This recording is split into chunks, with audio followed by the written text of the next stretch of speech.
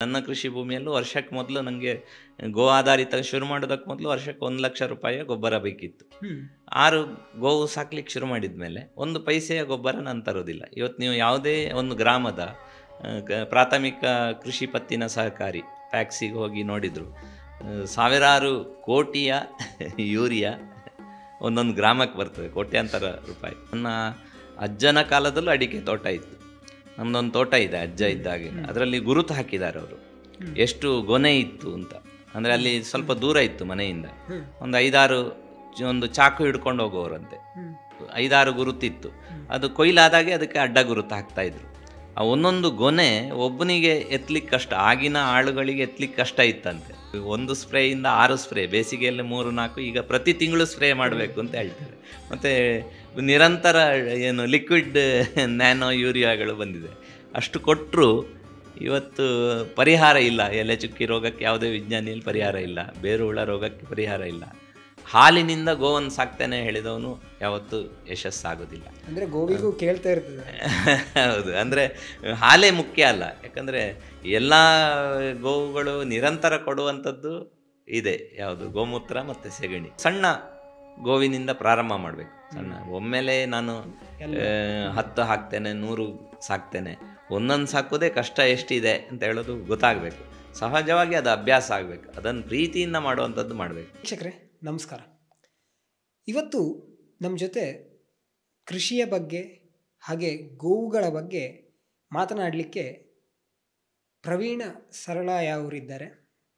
ಇವರು ಮೂಲತಃ ಕೃಷಿಕರು, ಹಾಗೆ ಗೋವಿನ ಬಗ್ಗೆ ಸಾಕಷ್ಟು ಕೆಲಸವನ್ನು ಮಾಡಿದ್ದಾರೆ. ಕರ್ನಾಟಕದಾದ್ಯಂತ ಬೇರೆ ಬೇರೆ ಕಡೆ ಸಂಚರಿಸಿ ಗೋವಿನ ಉಳುವಿನ ಬಗ್ಗೆ ಹಾಗೆ ಗೋ ಆಧಾರಿತ ಕೃಷಿ ಬಗ್ಗೆ ಸಾಕಷ್ಟು ವಿಷಯಗಳನ್ನು ಪ್ರತಿಯೊಬ್ಬರಿಗೂ ಕೂಡ ತಿಳಿಸ್ತಾ ಅನೇಕ ಕೆಲಸಗಳನ್ನು ಮಾಡಿದ್ದಾರೆ.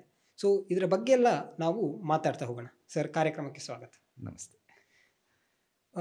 ಮೊದಲನೇದಾಗಿ ನಿಮ್ಮ ಕೃಷಿ ಜೀವನ ಹೇಗಿದೆ? ನನಗೆ ಕೃಷಿ ಆಸಕ್ತಿ, ಹಾಗಾಗಿ ಕೃಷಿಗೆ ಬಂದೆ. 2005ರಲ್ಲಿ ಬಂದೆ, 20 ವರ್ಷದ ಹಿಂದೆ.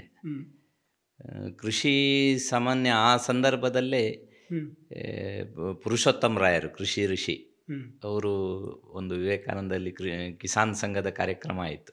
ಅವರು ಅದರಲ್ಲಿ ನೀವು ನಿಮ್ಮ ಜಮೀನನ್ನು ಬರಿಕಾಲಿನಿಂದ ಮೆಟ್ಟಿದ್ದೀರಾ, ಎಲ್ಲ ಗಿಡವನ್ನು ಮುಟ್ಟಿ ಮಾತಾಡಿಸಿದ್ದೀರಾ ಅಂತ ಪ್ರಶ್ನೆ ಕೇಳಿದರು. ಆ ರೀತಿ ಸಹಜವಾಗಿ ಆಮೇಲೆ ಪಾಲೇಕರ್ ಕೃಷಿಯ ತರಬೇತಿಗೂ ಹೋಗುವಂಥದ್ದು, ಈ ಥರ ಸಹಜವಾದಂಥ ಕೃಷಿ, ವಿಷ ಇಲ್ಲದಂಥ ಕೃಷಿ, ಗೋ ಆಧಾರಿತ ಕೃಷಿ, ಇದು ಮಾಡಬೇಕು ಅಂತ ಹೇಳುವಂಥ ದೃಷ್ಟಿಯಿಂದ ಪ್ರಾರಂಭ ಮಾಡಿರೋದು. ಅನೇಕ ಇಲ್ಲಗಳು ನನ್ನ ಕೃಷಿಯಲ್ಲಿ ಇರುವಂಥದ್ದು. ಒಂದು ಅಡಿಕೆ ಕೊಯ್ಲು 20 ವರ್ಷದಿಂದ ಇಲ್ಲ. 20 ವರ್ಷದಿಂದ ಯಾವುದೇ ಬೋರ್ವೆಲ್ ಹಾಕಿಲ್ಲ, ಮೇಲ್ನ ನೀರೇ, ಪಂಪ್ ಇಲ್ಲ ನನ್ನಲ್ಲಿ. ಅಂದರೆ ಒಂದು ಕಂಪ್ರೆಸರ್ ಇತ್ತು, ಅದನ್ನು ನಿಲ್ಲಿಸಿದ್ದೇನೆ. ಗೋವು ಮುಕ್ತವಾಗಿ ಓಡಾಡ್ತದೆ, ಗೊಬ್ಬರ ಹೊರಗಿನಿಂದ ತರ್ತಾ ಇಲ್ಲ. ಈ ಥರ ಇಲ್ಲಗಳ ಪಟ್ಟಿ. ಅಸಲು ತುಂಬ ಕಡಿಮೆ, ಕೃಷಿಗೆ ಅಸಲು ಕಡಿಮೆ ಇರುವಂಥ ಕೃಷಿ, ಆ ಥರದ ಒಂದು ಕೃಷಿ. ಈ ಕೃಷಿಗೆ ಗೋವುಗಳು ಯಾಕೆ ಮುಖ್ಯ, ಅಥವಾ ಕೃಷಿಯ ಒಂದು ಭಾಗ ಅಂತ ಹೇಳ್ಬೋದು ಗೋವು, ಹೇಗೆ ಅಂತ ಹೇಳ್ಬೋದು? ಗೋವಿನ ಬಗ್ಗೆ 7 ಸಂಪತ್ತುಗಳು, ಅಂದರೆ ಜನ, ಜಮೀನು, ಭೂಮಿ, ಮಣ್ಣು, ಜಂಗಲ್, ಅರಣ್ಯ, ಜಾನುವಾರು, ಜೀವವೈವಿಧ್ಯ, ಜಲ, ಜೈವಿಕ ಶಕ್ತಿ, ಈ ಥರ 7 ಸಂಪತ್ತಿಗೂ ಗೋವು ಮೂಲ ಅಂತ ಹೇಳ್ತಾರೆ. ಒಂದನೇದಾಗಿ ಮೊದಲು ಗುರುಕುಲದಲ್ಲಿ ಗೋಕುಲ ಇದ್ದದ್ದು. ನಂತರ ನಮ್ಮ ವಿಚಾರ ನಮ್ಮ ಆಹಾರದ ಸತ್ವದ ಆಧಾರದ ಮೇಲೆ, ಅಂದರೆ ಭೂಮಿಯ ಮಣ್ಣಿನ ಸತ್ವ ಇದ್ದಾಗ ಅದರ ಆಹಾರನೂ ಅದೇ ಗುಣಮಟ್ಟ ಇರ್ತದೆ. ಎಲ್ಲಿವರೆಗೆ ಅಂದರೆ ಅಡಿಗೆ ಮಾಡುವವನ ಮನಸ್ಸಲ್ಲೇನಿತ್ತು ಅದು ಕೂಡ ಆಹಾರ ತಗೊಂಡವನಿಗೆ ಪರಿಣಾಮ ಆಗ್ತದೆ. ಇದನ್ನೆಲ್ಲ ಋಷಿಮುನಿಗಳು ಇದು ಮಾಡಿರುವಂಥದ್ದು. ಹಾಗಾಗಿ ಗೋತ್ರ ಅಂತ ಹೇಳುವಂಥದ್ದು ಗೋವಿಂದ ಬಂದಿರುವಂಥದ್ದು. ಸಪ್ತ ಋಷಿಗಳಿಗೆ ಸಪ್ತದೇನುಗಳನ್ನು ಕೊಟ್ಟು ಅವರ ಆಶ್ರಮದಲ್ಲಿ ಮಕ್ಕಳು ಗೋವಿನ ಜೊತೆ ಜೊತೆ ಇದ್ದುಕೊಂಡೇ ಅಧ್ಯಯನ ಮಾಡಿರೋದು. ಗೋವು ಜ್ಞಾನ ಇದಕ್ಕೂ ಪೂರಕ. ನಂತರ ಆ ಗೋಮೂತ್ರ ಸೆಗಣಿ ಬಿದ್ದ ಮಣ್ಣಿನಿಂದಲೇ ಕೃಷಿ ಮಾಡಿ ಅದನ್ನೇ ಆಹಾರ ತಗೊಂಡು, ನಂತರ ಅವ ಇನ್ನೊಂದು ಗುರುಕುಲ ಮಾಡಿದಾಗ ಇಲ್ಲೇ ಗೋವನ್ನು ತಗೊಂಡು ಹೋಗ್ತಾ ಇದ್ದ. ಆ ಥರ DNA ವೈಜ್ಞಾನಿಕವಾಗಿಯೂ ಗೋತ್ರ ವಿಕಾಸ ಆಗಿರೋದು ಆ ಥರ ಗೋವಿನ ಕಾರಣಕ್ಕೆ ಹಾಗೆ ನಮ್ಮ ಇದರಲ್ಲಿ ಮಹತ್ವ ಇರುವಂಥದ್ದು ಗೋವಿಗೆ. ಆ ರೀತಿಯ ಕೃಷಿ ಇದ್ದ ಕಾರಣಕ್ಕೆ ಇವತ್ತು ತುಂಬ ಹೇಳ್ತಾರೆ, ಆಹಾರದ ಕೊರತೆ ಆಯಿತು, ಅದಕ್ಕೋಸ್ಕರ ಹಸಿರು ಕ್ರಾಂತಿ ಆಯಿತು, ಬಿಳಿ ಕ್ರಾಂತಿ ಅಂತ ಹೇಳುವಂಥದ್ದು ಹೇಳ್ತಾರೆ. ಆದರೆ ನಮ್ಮ ದೇಶಕ್ಕೆ ಬಂದ ಎಲ್ಲ ಫ್ರೆಂಚರು, ಡಚ್ಚರು, ಪೋರ್ಚುಗೀಸರು ಎಲ್ಲರೂ ಬಂದಿರೋದು ಸಾಂಬಾರು ಪದಾರ್ಥದ ವ್ಯಾಪಾರಕ್ಕೆ. ಅಂದರೆ ಇಲ್ಲಿ ಸುಜಲಾಂ ಸುಫಲಾಂ ಆಗಿತ್ತು ನಮ್ಮ ಕೃಷಿ ಅಂತ ಹೇಳುವಂಥದ್ದು ಅದರಿಂದಲೇ ಗೊತ್ತಾಗ್ತದೆ. ಇನ್ನೊಂದು ಮಾತು, ಈ ಥರ ವಾಣಿಜ್ಯ ಕೃಷಿ, ಅದು ಜೂಟು, ಸೆಣಬು ಇರ್ಬೋದು, ಈ ಥರದ್ದನ್ನು ದೊಡ್ಡ ಪ್ರಮಾಣದಲ್ಲಿ ತಂದಿರೋದು ಬ್ರಿಟಿಷರು.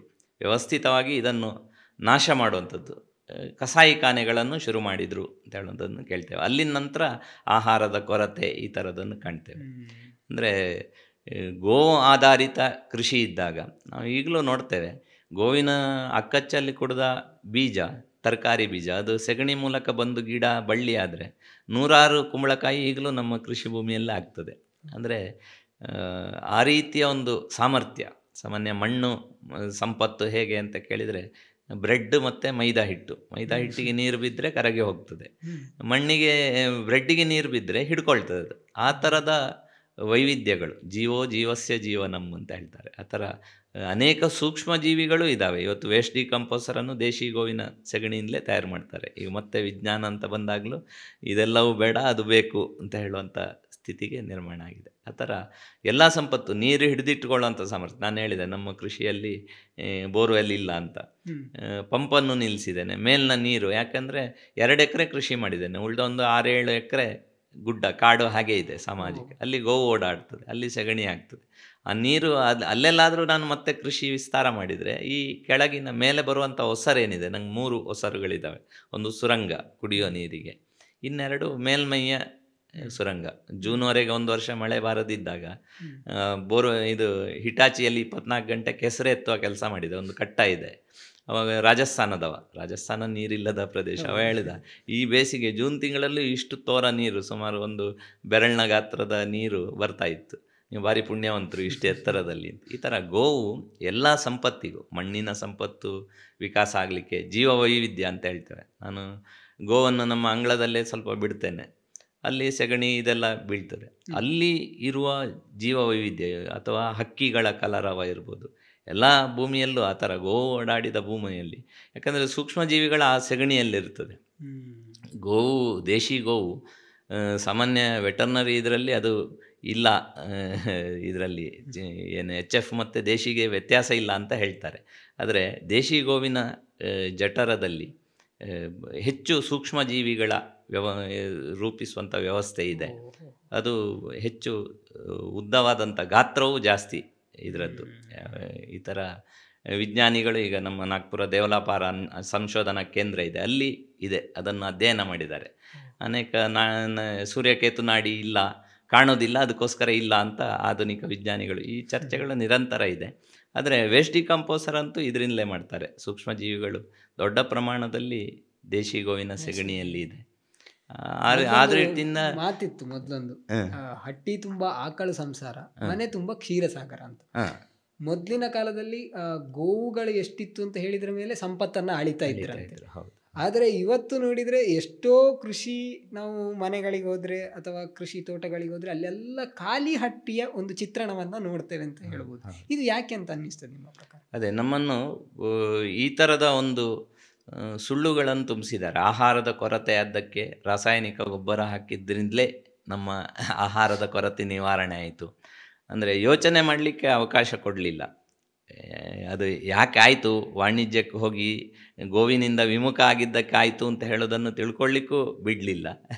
ಈ ಥರ 2ನೇ ಮಹಾಯುದ್ಧ ಈ ಸಂದರ್ಭದಲ್ಲಿ ಏನು ಯೂರಿಯಾ ಇದು ಕಾರ್ಖಾನೆಗಳು ಅದನ್ನು ಒಂದು ಮ್ಯಾಜಿಕ್ ರೀತಿ ತೋರಿಸಿದ್ರು, ಅದನ್ನು ಹಾಕಿದ ತಕ್ಷಣ ಬರ್ತದೆ ಅಂತ ಅಭ್ಯಾಸ ಮಾಡಿಸಿದ್ರು ಅಂತ ಹೇಳ್ತಾರೆ. ಮೊದಲು ಒಂದು 60-70 ವರ್ಷದ ಹಿಂದೆ ಇದು ಇರಲೇ ಇಲ್ಲ.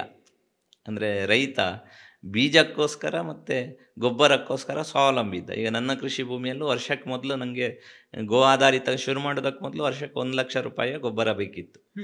6 ಗೋವು ಸಾಕ್ಲಿಕ್ಕೆ ಶುರು ಮಾಡಿದ ಮೇಲೆ 1 ಪೈಸೆಯ ಗೊಬ್ಬರ ನಾನು ತರೋದಿಲ್ಲ. ಇವತ್ತು ನೀವು ಯಾವುದೇ ಒಂದು ಗ್ರಾಮದ ಪ್ರಾಥಮಿಕ ಕೃಷಿ ಪತ್ತಿನ ಸಹಕಾರಿ ಪ್ಯಾಕ್ಸಿಗೆ ಹೋಗಿ ನೋಡಿದ್ರು, ಸಾವಿರಾರು ಕೋಟಿಯ ಯೂರಿಯಾ ಒಂದೊಂದು ಗ್ರಾಮಕ್ಕೆ ಬರ್ತದೆ, ಕೋಟ್ಯಾಂತರ ರೂಪಾಯಿ. ಸರ್ಕಾರ ಅದಕ್ಕೆ ಸಾವಿರಾರು ಸಮಾನ, ಒಂದು 900 ರೂಪಾಯಿ 1000 ಇದೆ ಅಂದರೆ ಅಷ್ಟೇ ಸಬ್ಸಿಡಿ ಕೊಡ್ತಾ ಇದೆ. ಅಂದರೆ ಕೇಂದ್ರ ಸರ್ಕಾರ ವಿದೇಶಿ ವಿನಿಮಯ ಮತ್ತು ಮಣ್ಣಿಗೆ ಹಾನಿಕಾರಕ ಎರಡೂ ಆಗ್ತಾ ಇದೆ. ಮಣ್ಣು ಮರುಭೂಮಿ ಆಗ್ತಾ ಇದೆ, ಮಣ್ಣು ಬೆಳೆ ತೆಗೆಯುವಂಥ ಇದು ಸಾಧ್ಯತೆ ಕಮ್ಮಿ. ಕ್ಯಾನ್ಸರ್ ಟ್ರೈನ್ ಪಂಜಾಬ್ ಬಗ್ಗೆ ಹೇಳ್ತಾರೆ. ಪಂಜಾಬಲ್ಲಿ ಒಂದು ರೈತರ ಮನೆಗೆ ಹೋಗಿದ್ದೆವು, 3 ದಿನ ಉಳ್ಕೊಂಡಿದ್ದೆವು ನಮ್ಮ ಒಂದು ಬೈಠಕ್ ದೃಷ್ಟಿಯಿಂದ. ಅವರು ಹೇಳ್ತಾರೆ ಅವರಿಗೆ 60ಕ್ಕಿಂತ ಹೆಚ್ಚು ಎಕರೆ ಜಮೀನಿದೆ, ಒಂದು 3 ಎಕರೆ ಅವರಿಗೆ ಬೇಕಾದ ಗೋಧಿಯನ್ನು ಸಾವಯವದಲ್ಲಿ ಬೆಳೀತಾರೆ. ಉಳಿದದ್ದನ್ನೆಲ್ಲ ಈ ಥರ ಅಲ್ಲೆಲ್ಲ ಹೆಲಿಕಾಪ್ಟ್ರಲ್ಲೇ ಸ್ಪ್ರೇ ವಿಷಗಳನ್ನು ಸಿಂಪಡಣೆ ಮಾಡೋದು, ಯೂರಿಯಾವನ್ನು ಆ ಥರ ಗೋಣಿ ಚೀಲ ಹಾಕುವಂಥದ್ದು ಮಾಡ್ತಾ ಇದ್ದಾರೆ. ಆದರೆ ಸಾವಯವ ಗೊಬ್ಬರ ಏನು ನಾವು ಮನೆಯಲ್ಲೇ ಈಗ ದನದ ಸಗಣಿಯಿಂದ ಮಾಡ್ತೇವೆ, ಅದರಲ್ಲೇ ಹೆಚ್ಚು ಪೌಷ್ಟಿಕಾಂಶ ಇರುವಂಥದ್ದು ಅಂತ. ಹೌದು, ಅಂದರೆ ಆದರೂ ಕೂಡ ಜನಗಳು ಇದನ್ನು ಅದೇ ಏನಂದರೆ ಮ್ಯಾಜಿಕ್ ಅಂತ ಹೇಳುವಂಥದ್ದನ್ನು ನೋಡಿದ ಕೂಡಲೇ ನಂಬಬೇಕು ಅಂತ ಅನ್ನುವ ಸ್ಥಿತಿ ನಿರ್ಮಾಣ ಆಯಿತು. ಎಲ್ಲರೂ ಅದನ್ನು ಮಾತಾಡ್ಲಿಕ್ಕೆ ಶುರು ಮಾಡಿದ್ರು, ಅದು ಹಾಕಿದರೆ ಮಾತ್ರ ಆಗ್ತದೆ ಅಂತ ಹೇಳುವಂಥದ್ದು. ಹಿಂದೆಯೂ ನಮ್ಮದು ಅಡಿಕೆ ತೋಟ ಇರೋದು, ನನ್ನ ಅಜ್ಜನ ಕಾಲದಲ್ಲೂ ಅಡಿಕೆ ತೋಟ ಇತ್ತು. ನಮ್ಮದೊಂದು ತೋಟ ಇದೆ ಅಜ್ಜ ಇದ್ದಾಗೆ, ಅದರಲ್ಲಿ ಗುರುತು ಹಾಕಿದ್ದಾರೆ ಅವರು ಎಷ್ಟು ಗೊನೆ ಇತ್ತು ಅಂತ. ಅಂದರೆ ಅಲ್ಲಿ ಸ್ವಲ್ಪ ದೂರ ಇತ್ತು ಮನೆಯಿಂದ, ಒಂದು 5-6 ಒಂದು ಚಾಕು ಹಿಡ್ಕೊಂಡು ಹೋಗೋರಂತೆ, 5-6 ಗುರುತಿತ್ತು. ಅದು ಕೊಯ್ಲಾದಾಗೆ ಅದಕ್ಕೆ ಅಡ್ಡ ಗುರುತು ಹಾಕ್ತಾಯಿದ್ರು. ಆ ಒಂದೊಂದು ಗೊನೆ ಒಬ್ಬನಿಗೆ ಎತ್ತಲಿಕ್ಕೆ ಕಷ್ಟ, ಆಗಿನ ಆಳುಗಳಿಗೆ ಎತ್ತಲಿಕ್ಕೆ ಕಷ್ಟ ಇತ್ತಂತೆ. ಹಾಗಿದ್ರೆ ಅಡಿಕೆ ಎಷ್ಟು ಬೆಳೆ, ಆಗ ಯಾವುದೇ ರಸಗೊಬ್ಬರ ಇರಲಿಲ್ಲ. ಆದರೆ ಒಂದು ಎಕರೆಗೆ 4 ಕಂಡಿ ಅಂತ ಹಾಗೆ ಇತ್ತು. ಈಗಲೂ ಇಷ್ಟೆಲ್ಲ ಸರ್ಕಸ್ಸು, 1 ಸ್ಪ್ರೇಯಿಂದ 6 ಸ್ಪ್ರೇ, ಬೇಸಿಗೆಯಲ್ಲಿ 3-4, ಈಗ ಪ್ರತಿ ತಿಂಗಳು ಸ್ಪ್ರೇ ಮಾಡಬೇಕು ಅಂತ ಹೇಳ್ತಾರೆ. ಮತ್ತು ನಿರಂತರ ಲಿಕ್ವಿಡ್ ನ್ಯಾನೋ ಯೂರಿಯಾಗಳು ಬಂದಿದೆ. ಅಷ್ಟು ಕೊಟ್ಟರು ಇವತ್ತು ಪರಿಹಾರ ಇಲ್ಲ. ಎಲೆ ಚುಕ್ಕಿ ರೋಗಕ್ಕೆ ಯಾವುದೇ ವಿಜ್ಞಾನಿಯಲ್ಲಿ ಪರಿಹಾರ ಇಲ್ಲ, ಬೇರು ಹುಳ ರೋಗಕ್ಕೆ ಪರಿಹಾರ ಇಲ್ಲ. ಈ ಥರದ ಸ್ಥಿತಿ ನಿರ್ಮಾಣ ಆಗಿದೆ. ಈಗ ಕೊನೆಯ ಹಂತಕ್ಕೆ ಬಂದದ್ರಿಂದ ಇನ್ನು ಇದು ಡೆಡ್ ಎಂಡಿಗೆ ಬಂದಿದ್ದೇವೆ, ಇನ್ನು ತಿರುಗಬೇಕು ಅಂತ ಹೇಳುವ ಸ್ಥಿತಿ ನಿರ್ಮಾಣ ಆಗಿದೆ. ಸತ್ವ ಇರೋದು ಗೋ ಆಧಾರಿತ ಕೃಷಿಯಲ್ಲೇ, ಆದರೆ ಅದು ಗೊತ್ತಾಗಬೇಕಾದಂಥ ಸ್ಥಿತಿ ಬಾರದೆ. ಅಂದರೆ ಗೋವಿಗೂ ಮತ್ತು ಕೃಷಿಗೂ ಒಂದು ಸಂಬಂಧ ಇದೆ ಅಂತ ನಮ್ಮ ಹಿರಿಯರ ಕಾಲದಿಂದಲೂ ಕೂಡ ಈ ಗೋವು ಮತ್ತು ಕೃಷಿ ಈ ಎರಡು ಒಂದನ್ನೊಂದು ಏನು ಹೇಳೋದು ಒಟ್ಟಿಗೆ ಇರುವಂಥದ್ದು, ಅದೆರಡು ಅಂತ ಹೇಳೋದು. ಹಾಗೆ ಈ ಗೋಮಯಗಳು ಕೂಡ ಈಗ ಕಡಿಮೆ ಆಗಿದೆ ಅಂತ ಅನ್ನಿಸ್ತದೆ. ಮೊದಲೆಲ್ಲ ಏನು ಗುಡ್ಡೆ ಆಗಿರ್ಬೋದು, ನೀವು ಹೇಳಿದಾಗೆ ಗೋವುಗಳು ಹೋಗಿ ಅಲ್ಲಿ ಚೆನ್ನಾಗಿ ಮೇಯ್ತಾ ಇದ್ದು, ಅದರಿಂದಾಗಿ ಎಷ್ಟು ಹಸಿರು ಹುಲ್ಲುಗಳನ್ನು ತಿಂತಾ ಇತ್ತು, ಅಷ್ಟೇ ಶುದ್ಧವಾದಂಥ ಹಾಲನ್ನು ಅಷ್ಟೇ ಪ್ರಮಾಣದಲ್ಲಿ ಕೊಡ್ತಾ ಇತ್ತು. ಆದರೆ ಈಗ ಆ ಗೋಮಯ ಇಲ್ಲದ ಕಾರಣ ಅದು ಕೂಡ ನಾವೊಂದು ಈಗ ಇಫೆಕ್ಟನ್ನು ನೋಡ್ಬೋದು ಅಂತ. ಅದರದ್ದು ಇವರು ನಾರಾಯಣ ರೆಡ್ಡಿ ಅವರು ಕೃಷಿ ಋಷಿ, ಅವರು ಕೂಡ ಈಗ ಇಲ್ಲ. ಅವರು ಹೇಳ್ತಾ ಇದ್ರು, ನನಗೆ ಸನ್ಮಾನ ಮಾಡಿದ ಬಿಳಿ ಶಾಲಲ್ಲೂ ಕೂಡ ಹೋಗಬೇಕಾದ್ರೆ ಎಲ್ಲೋ ಸೆಗಣಿ ಬಿದ್ದು ಸಿಕ್ಕಿತು ಅಂದರೆ ಅದನ್ನು ಶಾಲಲ್ಲಿ ಇಟ್ಕೊಂಡು ಹೋಗ್ತಾ ಇದ್ದೆ, ಅಷ್ಟು ಮಹತ್ವದ್ದು. ಮೊದಲೆಲ್ಲ ಸೆಗಣಿಯನ್ನು ಹೆಕ್ತಾ ಇದ್ರು ರಸ್ತೆ ಬದಿಯಲ್ಲಿ.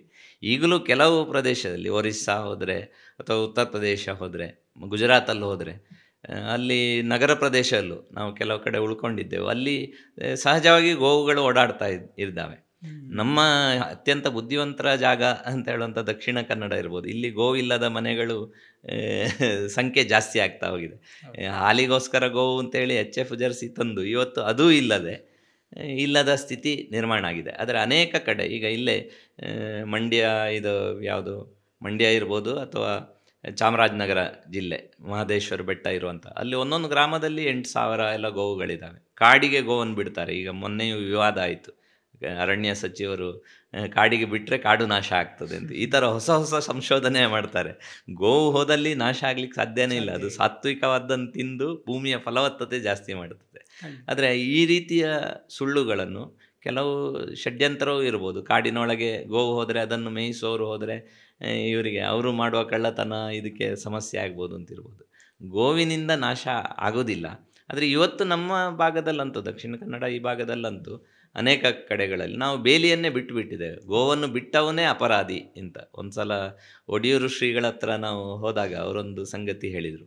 ನಾನು ಗುಜರಾತಿಗೆ ಹೋಗಿದ್ದೆ, ಅಲ್ಲಿ ಎಕ್ಸ್ಪ್ರೆಸ್ ಹೈವೇಯಲ್ಲಿ ಗೋವು ಮಲಗಿತ್ತು. ನನಗೆ ನನ್ನ ವಾಹನ ನಿಲ್ಲಿಸಿ ಆ ಗೋವಿನ ಹತ್ರ ಹೋಗಿ ತುಳುವಲ್ಲಿ ಕೇಳಿದೆ, ಏನು ನೀನು ಇಲ್ಲಿ ದಾನೆ ಈ ಮುಳ್ಪ ಅಂತ ಕೇಳಿದೆ.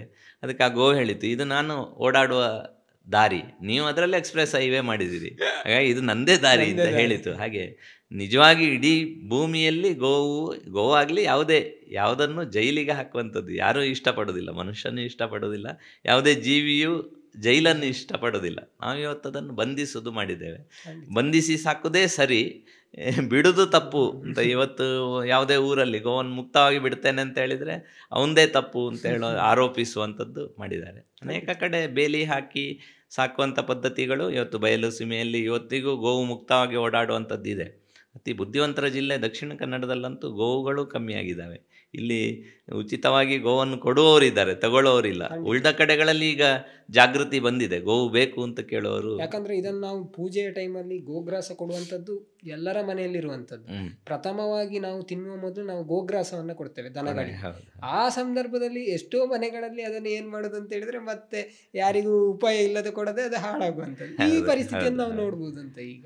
ಅಂದ್ರೆ ಯಾಂತ್ರಿಕವಾಗಿ ಆಚರಣೆ, ಶಾಸ್ತ್ರದ ಮಹತ್ವ ತಿಳ್ಕೊಳ್ಳದೆ, ಗೋವು ಯಾಕೆ ಮಹತ್ವ, ಗೋವಿಗೆ ಮೊದಲು ಯಾಕೆ ಕೊಟ್ಟು ಮತ್ತೆ ತಿನ್ನಬೇಕು ಅಂದರೆ ಎಲ್ಲದಕ್ಕೂ ಮೂಲ ಅದು ಅಂತ. ಅದು ಇಲ್ಲದೆ ಇನ್ನೇನು ನಮಗೆ ಆಹಾರ ಬರೋದೇ ಅದರಿಂದ. ಅದಕ್ಕೋಸ್ಕರ ಕೃತಜ್ಞತೆಗೆ ಅತ್ಯಂತ ಆದ್ಯ ಇದು ಸ್ಥಾನ, ಅಗ್ರಸ್ಥಾನ ಗೋವಿಗೆ ಅಂತ ಹೇಳಿದ್ರೆ ಇದು. ಇವತ್ತೇನೆಂದರೆ ಗೋವು ಇದೆಯಾ ಇಲ್ಲ ಅಂದರೆ ಇದು ಮಾಡಿ, ಅದು ಪ್ರಮುಖ ಅಲ್ಲ. ಪೂಜೆ ಯಾವುದೇ ಪೂಜೆ ಮಾಡಿದರೂ ದಾನದಲ್ಲೂ ಕೂಡ ಅದು ಬೆಳ್ಳಿದ್ದ ಅಥವಾ ಅದರ ರೂಪದಲ್ಲಿ ಹಣ ಕೊಡಿ ಅಂತ ಹೇಳಿ ಗೋವಿಲ್ಲದೆ ಅದನ್ನು ಮುಗಿಸುವಂಥದ್ದು. ಅಂದರೆ ಅದರ ಅರ್ಥವನ್ನು ಕಳ್ಕೊಂಡಿದ್ದೆ, ಮಹತ್ವವನ್ನು ಮಹತ್ವ ಮರೆತು ಹೋಗಿದೆ ಅಥವಾ ಜ್ಞಾಪಿಸುವಂಥದ್ದು ಆಗಲಿಲ್ಲ ಅದು. ಹಾಗೆ ನಿಮ್ಮ ಪ್ರಕಾರ ದೇಶಿ ದನದ ಹಾಲಿಗೂ ಮತ್ತು ಈ ನಾವೇನು ಈಗ ವಿದೇಶಿ ದನದ ಈಗ ಉಳಿದ ತಳಿಯ ಹಾಲಿಗೂ ಏನು ವ್ಯತ್ಯಾಸ? ಒಂದು ಗೋವಿನಲ್ಲಿ ದೇಶಿ ಅಂತ ಹೇಳಿದಾಗ ಎರಡು ಭಾಗ ಬರ್ತದೆ. ಒಂದು ಭಾರತೀಯ ತಳಿಗಳು, ಇನ್ನೊಂದು ವಿದೇಶಿ HF ಮತ್ತು ಜರ್ಸಿ. ಮೊನ್ನೆ ಒಬ್ಬರು ಇದು ವೆಟರ್ನರಿ ಕಾಲೇಜಿನ ರಿಟೈರ್ಡ್ ಪ್ರಿನ್ಸಿಪಾಲ್ ಪುಣ್ಯಮೂರ್ತಿ ಅಂತ, ಅವರು ತಮಿಳ್ನಾಡಿನವರು, ಇಡೀ ಜಗತ್ತಲ್ಲೂ ಹೋಗ್ತಾರೆ. ಅವರು ಹೇಳಿದರು HF ಮತ್ತು ಜರ್ಸಿ ಅದು 4ರಿಂದ 21 ಡಿಗ್ರಿ ಸೆಲ್ಸಿಯಸ್ ಇರುವ ಪ್ರದೇಶದ ತಳಿ ಅದು. ಅದನ್ನು ನಾವು ಇಲ್ಲಿಗೆ ತಂದಿದ್ದೇವೆ. ಎಷ್ಟು ಮೂರ್ಖತನ ಮಾಡಿದ್ದೇವೆ ನಾವು ಅಂತ. ಅಂದರೆ ಅದರ ಇದು ಏನು ಜೀರ್ಣಕ್ರಿಯೆ ಎಲ್ಲವೂ ಅದಕ್ಕೆ ಸರಿಯಾದ್ದು ಪ್ರದೇಶಕ್ಕೆ. ನಮ್ಮಲ್ಲೂ ಈಗ ದೇಶಿ ಅಂತ ಹೇಳಿದಾಗ ಗೀರ್, ಗುಜರಾತ್ನ ಗೀರ್ ಇಲ್ಲಿಗೆ ಶ್ರೇಷ್ಠ ಅಂತ ತರ್ತಾರೆ. ಆದರೆ ಅಲ್ಲಿಯ ವಾತಾವರಣಕ್ಕೂ ಇಲ್ಲಿಗೂ ವ್ಯತ್ಯಾಸ ಇದೆ. ಆ ಥರ ದೇಶಿಯಲ್ಲಿ 2 ಭಾಗ. ಮತ್ತು ಪುನಃ ಅದನ್ನು ಹೊರಗೆ ಬಿಟ್ಟು ಅದಕ್ಕೆ ಏನು ಕೊಡ್ತೇವೆ ಅಂತ ಹೇಳುವಂಥದ್ದು ಮುಖ್ಯ. ನಾವು ಕಟ್ಟಿ ಹಾಕಿ ಸ್ಟಾಲ್ ಫೀಡಿಂಗ್ ಮಾಡಿ ಇದೇ ವಿಷ ಹಾಕಿದಂಥ ಬೂಸಗಳು ಅಥವಾ ಹಿಂಡಿ ಕೊಡ್ತೇವೆ, ಹೊರಗಡೆ ಸ್ವಲ್ಪ ಮೇದುಕೊಂಡು ಬರ್ತದೆ. ಗೋವಿನಲ್ಲಿ ಔಷಧೀಯ ಅಮೃತ ಅಂತ ಹೇಳ್ತಾರೆ, ಹಾಲಲ್ಲ ಅದು ಅಮೃತ ಅಂತ ವಿವೇಕಾನಂದರದ್ದು ಉಲ್ಲೇಖ ಇದೆ. ಅಂದರೆ ಅದು ಹೋಗಿ ಸಾತ್ವಿಕವಾದ್ದನ್ನು, ಔಷಧೀಯವಾದ್ದನ್ನು ತಿಂತದೆ. ಎಲ್ಲಿವರೆಗೆ ಅಂದರೆ ಆರೋಗ್ಯ, ಯಜಮಾನ ಅದರ ಮೈದಡವಿದ್ರೆ ಅವನ ಆರೋಗ್ಯ ಸಮಸ್ಯೆಯನ್ನು ಗ್ರಹಿಸಿ ಅವನಿಗೆ ಏನು ಬೇಕು ಅದನ್ನು ತಿಂದುಕೊಂಡು ಬರ್ತದೆ ಅಂತ ಹೇಳುವಷ್ಟು ಸಂವೇದನೆ ಗೋವಿಗಿದೆ ಅಂತ ಹೇಳುವಂಥದ್ದು. ಹಾಗಾಗಿ ಸ್ಥಾನೀಯ ತಳಿ ನಮ್ಮಲ್ಲೊಂದು 30, 35, 40 ತಳಿಗಳು ಈಗಲೂ ಉಳ್ಕೊಂಡಿದೆ. ಅಲ್ಲಿಯ ಸ್ಥಾನೀಯ ತಳಿ ಹೆಚ್ಚು ಶ್ರೇಷ್ಠ. ಅದು ಹೊರಗೆ ಮೇದು ಬಂದಾಗ, ಅದರ ಸೂರ್ಯನಾಡಿಗೆ ಬಿಸಿಲು ಬಿದ್ದಾಗ ಆಗ ಹೆಚ್ಚು ಅಮೃತ ಸಮಾನದ್ದು. ಅದರ ಹೊರತಾಗಿಯೂ ಅದರ ಜೀರ್ಣಕ್ರಿಯೆ ಮತ್ತು ಇದು ಮಾಡುವಂಥದ್ದು. ಭಾರತೀಯ ಗೋವುಗಳೆಲ್ಲ ವಿಷವನ್ನು ಹೊರಗೆ ಹಾಕೋದೇ ಇಲ್ಲ. ಅದರ ಪಂಚಗವ್ಯಗಳಲ್ಲಿ ಯಾವುದರಲ್ಲೂ ವಿಷ ಇಲ್ಲ. ಅದು ಅದರ ವಿಷಕಂಠನ ಹಾಗೆ ಅದು ಅದರ ಶರೀರದಲ್ಲೇ ಉಳಿಸ್ಕೊಳ್ತದೆ ಅಂತ ಹೇಳುವಂಥದ್ದು. ವಿದೇಶಿ ತಳಿಗಳ ಆ ಥರ ಇಲ್ಲ, ಅದರಲ್ಲಿ ವಿಷದಾಂಶ ಬರ್ತದೆ ಅಂತ ಹೇಳುವಂಥದ್ದು ಹೇಳ್ತಾರೆ. ನಂತರ ಹಾಲಿಗೋಸ್ಕರ ಈ ಥರ ಹಾರ್ಮೋನುಗಳು ಅಥವಾ ಆ್ಯಂಟಿಬಯೋಟಿಕ್ ಇಂಜೆಕ್ಷನ್ಗಳು ಇದು ಹಾಲಲ್ಲಿ ವಿಷದ ರೂಪದಲ್ಲಿ ಬರ್ತದೆ. ಹಿಂದೆ ನಮ್ಮ ಅದನ್ನು ಚಿಕಿತ್ಸಾ ಪದ್ಧತಿಯಲ್ಲಿ ಈ ಥರದ ಅಲೋಪತಿ ಔಷಧಿಯ ಪದ್ಧತಿಯೇ ಇರಲಿಲ್ಲ. ಆಯುರ್ವೇದದಲ್ಲೇ ಚಿಕಿತ್ಸೆ ಮಾಡ್ತಾಯಿದ್ರು. ಹಾಗಾಗಿ ಹಾಲು ಹೀಗೆ ನೋಡಿದರೂ ನಮ್ಮ ಮನೆಯಲ್ಲಿ ಸಾಕಿದ ಊರಿನ ತಳಿಯ ಹಾಲಿನ ರುಚಿಗೂ HF ಜರ್ಸಿಯ ರುಚಿಗೂ ನೋಡಿದಾಗ ಗೊತ್ತಾಗ್ತದೆ. ಇನ್ನೊಂದು ಉದಾಹರಣೆ, ಕಳೆದ ವರ್ಷ ನಾನೊಂದು ಗೋಮಂದಿರದಲ್ಲಿದ್ದೆ, ರಾಧಾಸುರಭಿ ಅಂತ, ಭಕ್ತಿಭೂಷಣ್ ಅವರು ತುಂಬ ಅದರಲ್ಲಿ ಕೆಲಸ ಮಾಡ್ತಾ ಇದ್ದಾರೆ 30-40 ವರ್ಷದಿಂದ. ಅವರು ಗೋಶಾಲೆಗೆ ಬೆಂಗಳೂರಿಂದ ಒಂದು ಕೂಲಿ ಕುಟುಂಬ ಬಂದರು. ಆ ಅವರ ಮಗುವಿಗೆ ಆರೋಗ್ಯದ ಸಮಸ್ಯೆ, ಯಾರೋ ಇಲ್ಲಿಗೆ ಕಳಿಸಿದ್ರು. ಏನು ತಿಂದರೂ ವಾಂತಿ ಮಾಡ್ತದೆ, ಹಾಲು ಕೊಟ್ಟರು ವಾಂತಿ ಮಾಡ್ತದೆ, ಅದಕ್ಕೇನು ಕೊಡಲಿಕ್ಕಾಗೋದಿಲ್ಲ. ಇವರು ಭಾರಿ ವಿಶ್ವಾಸದಿಂದ ದೇಶಿ ಅಲ್ಲಿಯ ದನದ ಹಾಲನ್ನು ಕೊಟ್ಟರು. ಹಾಲು ಅವರು ಕುಡಿಸ್ಲಿಕ್ಕೆ ಧೈರ್ಯ ಇರಲಿಲ್ಲ, ಯಾಕಂದರೆ 2-3 ವರ್ಷದಿಂದ ಅದು ವಾಂತಿ ಮಾಡ್ತದೆ. ಆದರೆ ಅದನ್ನು ಚೆನ್ನಾಗಿ ತಿಂದು ಮಗು ಭಾರಿ ಸಣಕಲಾಗಿತ್ತು, ಸ್ವಲ್ಪ ಉತ್ಸಾಹ ಪಡ್ಕೊಂಡಿತ್ತು. ಅದು ಇದನ್ನು ವಾಂತಿ ಮಾಡಲಿಲ್ಲ. ಅಂದರೆ ದೇಶಿ ದನದ ಹಾಲಿಗೂ ಉಳ್ದ HF ಹಾಲಿಗೂ ಎಷ್ಟು ವ್ಯತ್ಯಾಸ ಇದೆ. ನಂತರ ಅವ್ರು ಹೇಳಿದರು, ನೀವು ಇಲ್ಲೇ ಒಂದು 2-3 ತಿಂಗಳು ಬೇಕಿದ್ರೆ ಇಲ್ಲೇ ಕೆಲಸ ಮಾಡಿ, ಇಲ್ಲಿ ಉಳ್ಕೊಳ್ಳಿ, ಮಗುವಿಗೋಸ್ಕರ ಆದರೂ ಉಳ್ಕೊಳ್ಳಿ ಅಂತ ಹೇಳುವಂಥದ್ದು ಹೇಳಿದರು. ಈ ಹಾಲು ಕೊಡಿಸ್ಬೇಕು, ಅದರ ಔಷಧಿ ಗುಣ ದೇಶಿ ದನದ ಹಾಲಲ್ಲಿ ಅದು ನೋಡುವಾಗಲೇ ಗೊತ್ತಾಗ್ತದೆ ಅಂತ. ಮತ್ತೊಂದು ನೀವು ಹೇಳಿದಾಗೆ ರುಚಿಯಲ್ಲೂ ಕೂಡ ಗೊತ್ತಾಗ್ತದೆ ಅಂತ. ಈಗ ಎಷ್ಟೋ ಮನೆಗಳಲ್ಲಿ ಸಮಸ್ಯೆ ಏನು ಅಂತ ಹೇಳಿದರೆ, ಇವಾಗ ಅಟ್ ಪ್ರೆಸೆಂಟ್ ಮನೆಗಳಲ್ಲಿ ಅವರು ಊರಿನ ಹಾಲನ್ನು ಹುಡುಕ್ತಾ ಇದ್ದಾರೆ. ನಮಗೆ ಪ್ಯಾಕೆಟ್ ಹಾಲು ಬೇಡ, ಯಾರು ಊರಿನ ಹಾಲು ತಂದು ಕೊಡ್ತಾರೆ ಅಂತ. ಆದರೆ ದನವನ್ನೇ ಸಾಕದಿದ್ರೆ ಮುಂದೆ ಸಮಸ್ಯೆ ಇದೆ ಅಂತ ಹೇಳೋದು. ಅನೇಕ ವೈದ್ಯರುಗಳು ಅದನ್ನು ಇದು ಮಾಡ್ತಾರೆ. ಧಾರವಾಡದಲ್ಲೊಬ್ಬರು, ಅವರು ಸ್ವತಃ ವೈದ್ಯ, ಅವರ ಮಕ್ಕಳಿಗೋಸ್ಕರ ಅಂತ ದೇಶಿ ಗೋವು ಸಾಕ್ಲಿಕ್ಕೆ ಶುರು ಮಾಡಿದರು. ಈ ಥರ ಅನೇಕರಿದ್ದಾರೆ, ಬೆಂಗಳೂರಲ್ಲೂ ಇದ್ದಾರೆ. ಇವತ್ತು ದೊಡ್ಡ ಬೇಡಿಕೆ ಇದೆ. ಆದರೆ ಅದರಲ್ಲೂ ಕೂಡ ಮಿಕ್ಸ್ ಮಾಡುವಂಥದ್ದು ನಡೀತದೆ. ಯಾಕಂದರೆ ಪ್ರತ್ಯಕ್ಷ ಗೋವು ಹತ್ತಿ ಇಟ್ಟುಕೊಂಡು 1000 ಗೋವಿನ ಹಾಲು ಬೇಕು ಅಂದರೆ, ಇವತ್ತು HF ಜರ್ಸಿಯ ಹಾಲು ಕೂಡ ಇವತ್ತು ಗೋವು ಇರುವ ಗೋವಿನ ಸಂಖ್ಯೆಯಲ್ಲಿ ಮತ್ತು ನಾವು ಐಸ್ ಕ್ರೀಮ್ ಇತ್ಯಾದಿ ಬಳಸುವ ಹಾಲಿನ ಪ್ರಮಾಣದಲ್ಲಿ ನೋಡಿದರೆ ನಾವು ಸಿಂಥೆಟಿಕ್ ಹಾಲನ್ನೇ ದೊಡ್ಡ ಪ್ರಮಾಣದಲ್ಲಿ ಬಳಕೆ ಮಾಡ್ತಾ ಇದ್ದೇವೆ. ಯಾಕಂದರೆ ಈಗ ಇರುವ ಗೋವಿನ ಸಂಖ್ಯೆಯಲ್ಲಿ ನಾವು ಬಳಸುವ ಪ್ರಮಾಣದಷ್ಟು ಹಾಲು ಉತ್ಪಾದನೆ ಆಗಲಿಕ್ಕೆ ಸಾಧ್ಯನೇ ಇಲ್ಲ. HF ಜರ್ಸಿ ಕೆಟ್ಟದು ಅಂತ ಹೇಳಿದ್ರು ಅದಕ್ಕಿಂತಲೂ ಕೆಟ್ಟ ಹಾಲು, ಕಾಸ್ಟಿಕ್ ಸೋಡಾ ಇದನ್ನೆಲ್ಲ ಮಿಶ್ರಣ ಮಾಡಿದ ಹಾಲುಗಳು. ಅದು ನಂದಿನಿ ಇದರಲ್ಲೇ ಅದೇ ಡಿಸೈನಲ್ಲಿ ಇವತ್ತು ಪ್ಯಾಕ್ ಬರ್ತದೆ. ನೆಲಮಂಗಲದಲ್ಲಿ ಒಂದು ಕಡೆ ನೋಡಿದೆ ನಾನು, ನಂದಿನಿ ಅಂತಲೇ ಕಾಣ್ತದೆ ಸ್ಪೆಲ್ಲಿಂಗ್ ಇದೆಲ್ಲ ನೋಡಿದಾಗ. ಅದು ನಂದಿನಿ ಅಲ್ಲ, ಯಾವುದೋ ಒಂದು ಈ ಥರ ಸಿಂಥೆಟಿಕ್ ಹಾಲು. ಅಮೂಲ್ ಹೆಸರಲ್ಲೂ ಬರ್ಬೋದು. ಅದಲ್ಲದೆ ಆರೋಗ್ಯ ಹಾಲು ಅಂತ ಈ ರೋಡಿಂದ ಬರ್ತಾ ಇತ್ತು ಹಿಡಿದ್ರು, ಎಲ್ಲ ಕೆಮಿಕಲ್ಗಳು ಬರ್ತಾ ಇದೆ. ಖಂಡಿತವಾಗಿ. ಸೊ ನಿಮ್ಮ ಪ್ರಕಾರ ಗೋವನ್ನು ಮೌಲ್ಯಾಧಾರಿತವಾಗಿ ಹೇಗೆ ಬಳಕೆ ಮಾಡ್ಬೋದು? ಅಂದರೆ ಗೋವಿನಿಂದ ಪ್ರತಿಯೊಂದು ಉತ್ಪನ್ನವೂ ಕೂಡ ಅದು ಉಪಯೋಗಕ್ಕೆ ಬರುವಂಥದ್ದು. ಅದು ಸಗಣಿ ಆಗಿರ್ಬೋದು ಅಥವಾ ಅದರ ಮೂತ್ರ ಆಗಿರ್ಬೋದು, ಪ್ರತಿಯೊಂದು ಕೂಡ. ಹಾಗಾದರೆ ಈ ಗೋವಿನ ನಾವು ಯಾವ ರೀತಿ ಮೌಲ್ಯಾಧಾರಿತವಾಗಿ ಒಂದು ಪ್ರಾಡಕ್ಟ್ ಮಾಡೋದು, ಯಾವ ಥರ ಮಾಡ್ಬೋದು? ಗೋವಿನ ಪಂಚಗವ್ಯಗಳು ಕೂಡ ಔಷಧೀಯ ಗುಣ ಇರುವಂಥದ್ದೇ. ಈಗ ಇತ್ತೀಚೆಗೆ 2004ರಲ್ಲಿ ಅಮೇರಿಕಾ ಕೂಡ ಗೋಮೂತ್ರ ಅದು ಆ್ಯಂಟಿಫಂಗಲ್ ಆ್ಯಂಟಿವೈರಲ್ ಅಂತ ಹೇಳಿ ಪೇಟೆಂಟ್ ಮಾಡಿಸಿದೆ. ನಾಗ್ಪುರದ ದೇವಲಾಪಾರ್ನ ಗೋವಿಜ್ಞಾನ ಅನುಸಂಧಾನ ಕೇಂದ್ರನೂ ಅದಕ್ಕೆ ಪೇಟೆಂಟ್ ಮಾಡಿಸುವಂಥದ್ದು ಮಾಡಿದೆ. ಈ ಥರ ಸೆಗಣಿ ಗೋಮೂತ್ರ ಭಾರಿ ಪ್ರಮುಖವಾಗಿ ಬಳಕೆ ಆಗಬೇಕಾದ್ದು ಕೃಷಿಗೆ, ಭೂಮಿಗೆ ಹಾಕಿ ಅದರಿಂದ ಸಿಕ್ಕುವಂಥ ಆಹಾರ ಏನಿದೆ ಅದು ಆರೋಗ್ಯಕ್ಕೆ ಪೂರಕ ಅಂತ. ಗೋವು ಅಂದರೆ ನಡೆದಾಡುವಂಥ ದೇವಾಲಯ, ನಡೆದಾಡುವಂಥ ಔಷಧಾಲಯ. ಅದರ ಹೊರತಾಗಿಯೂ ಇವತ್ತು ನಾವು ಬಳಕೆ ಮಾಡ್ತುವಂಥ ನಿತ್ಯದ ದಿನ ಬಳಕೆ ವಸ್ತುಗಳು, ಒಂದು ಅದು ಕಾಸ್ಮೆಟಿಕ್ ಇರ್ಬೋದು, ಕೃಷಿ ಬಳಕೆ ಇರ್ಬೋದು, ಔಷಧೀಯ ಇರ್ಬೋದು, ಇದೆಲ್ಲ ಸೇರಿದರೆ ಒಂದು 250ಕ್ಕಿಂತ ಹೆಚ್ಚು ಉತ್ಪನ್ನಗಳನ್ನು ಸೆಗಣಿ ಮತ್ತು ಗೋಮೂತ್ರದಿಂದ ತಯಾರಿ ಮಾಡುವಂಥದ್ದು. ಉದಾಹರಣೆಗೆ ಮೊಬೈಲ್ನ ಚಿಪ್ಪು 1 ಗ್ರಾಮ್ ಸೆಗಣಿ ಬೇಕಾದ್ದು ಅದಕ್ಕೆ. ಮೊಬೈಲಲ್ಲಿ ರೇಡಿಯೇಷನ್ ಅಥವಾ ಲ್ಯಾಪ್ಟಾಪ್ ರೇಡಿಯೇಷನ್ ಇದನ್ನು ಇದು ಮಾಡಲಿಕ್ಕೆ ಅದಕ್ಕೆ ಇದರಲ್ಲಿ 850 ರೂಪಾಯಿ ಎಲ್ಲ ಚಾರ್ಜ್ ಮಾಡ್ತಾರೆ. ಅಂದರೆ 1 ಗ್ರಾಮಿಗೆ 850 ರೂಪಾಯಿ ಆದರೆ 10-25 ರೂಪಾಯಿಗೂ ಅದನ್ನು ಮಾಡಿ ಕೊಡಲಿಕ್ಕಾಗತ್ತೆ. ಅದನ್ನು ಮೊಬೈಲಿಗೆ ಅಂಟಿಸಿ, ಸೆಗಣಿಯನ್ನೇ ಅಂಟಿಸಿ ಅದರ ಇದು ಹಾಕಿಬಿಟ್ರೆ ಅದೇ ಚಿಪ್ ಆಗಿಬಿಡ್ತದೆ. ಅಂದರೆ ಎಷ್ಟು ಮೌಲ್ಯ ಇದೆ. ಕಾಡಸಿದ್ದೇಶ್ವರ ಶ್ರೀಗಳು ಅದನ್ನು ಹೇಳ್ತಾಯಿದ್ರು.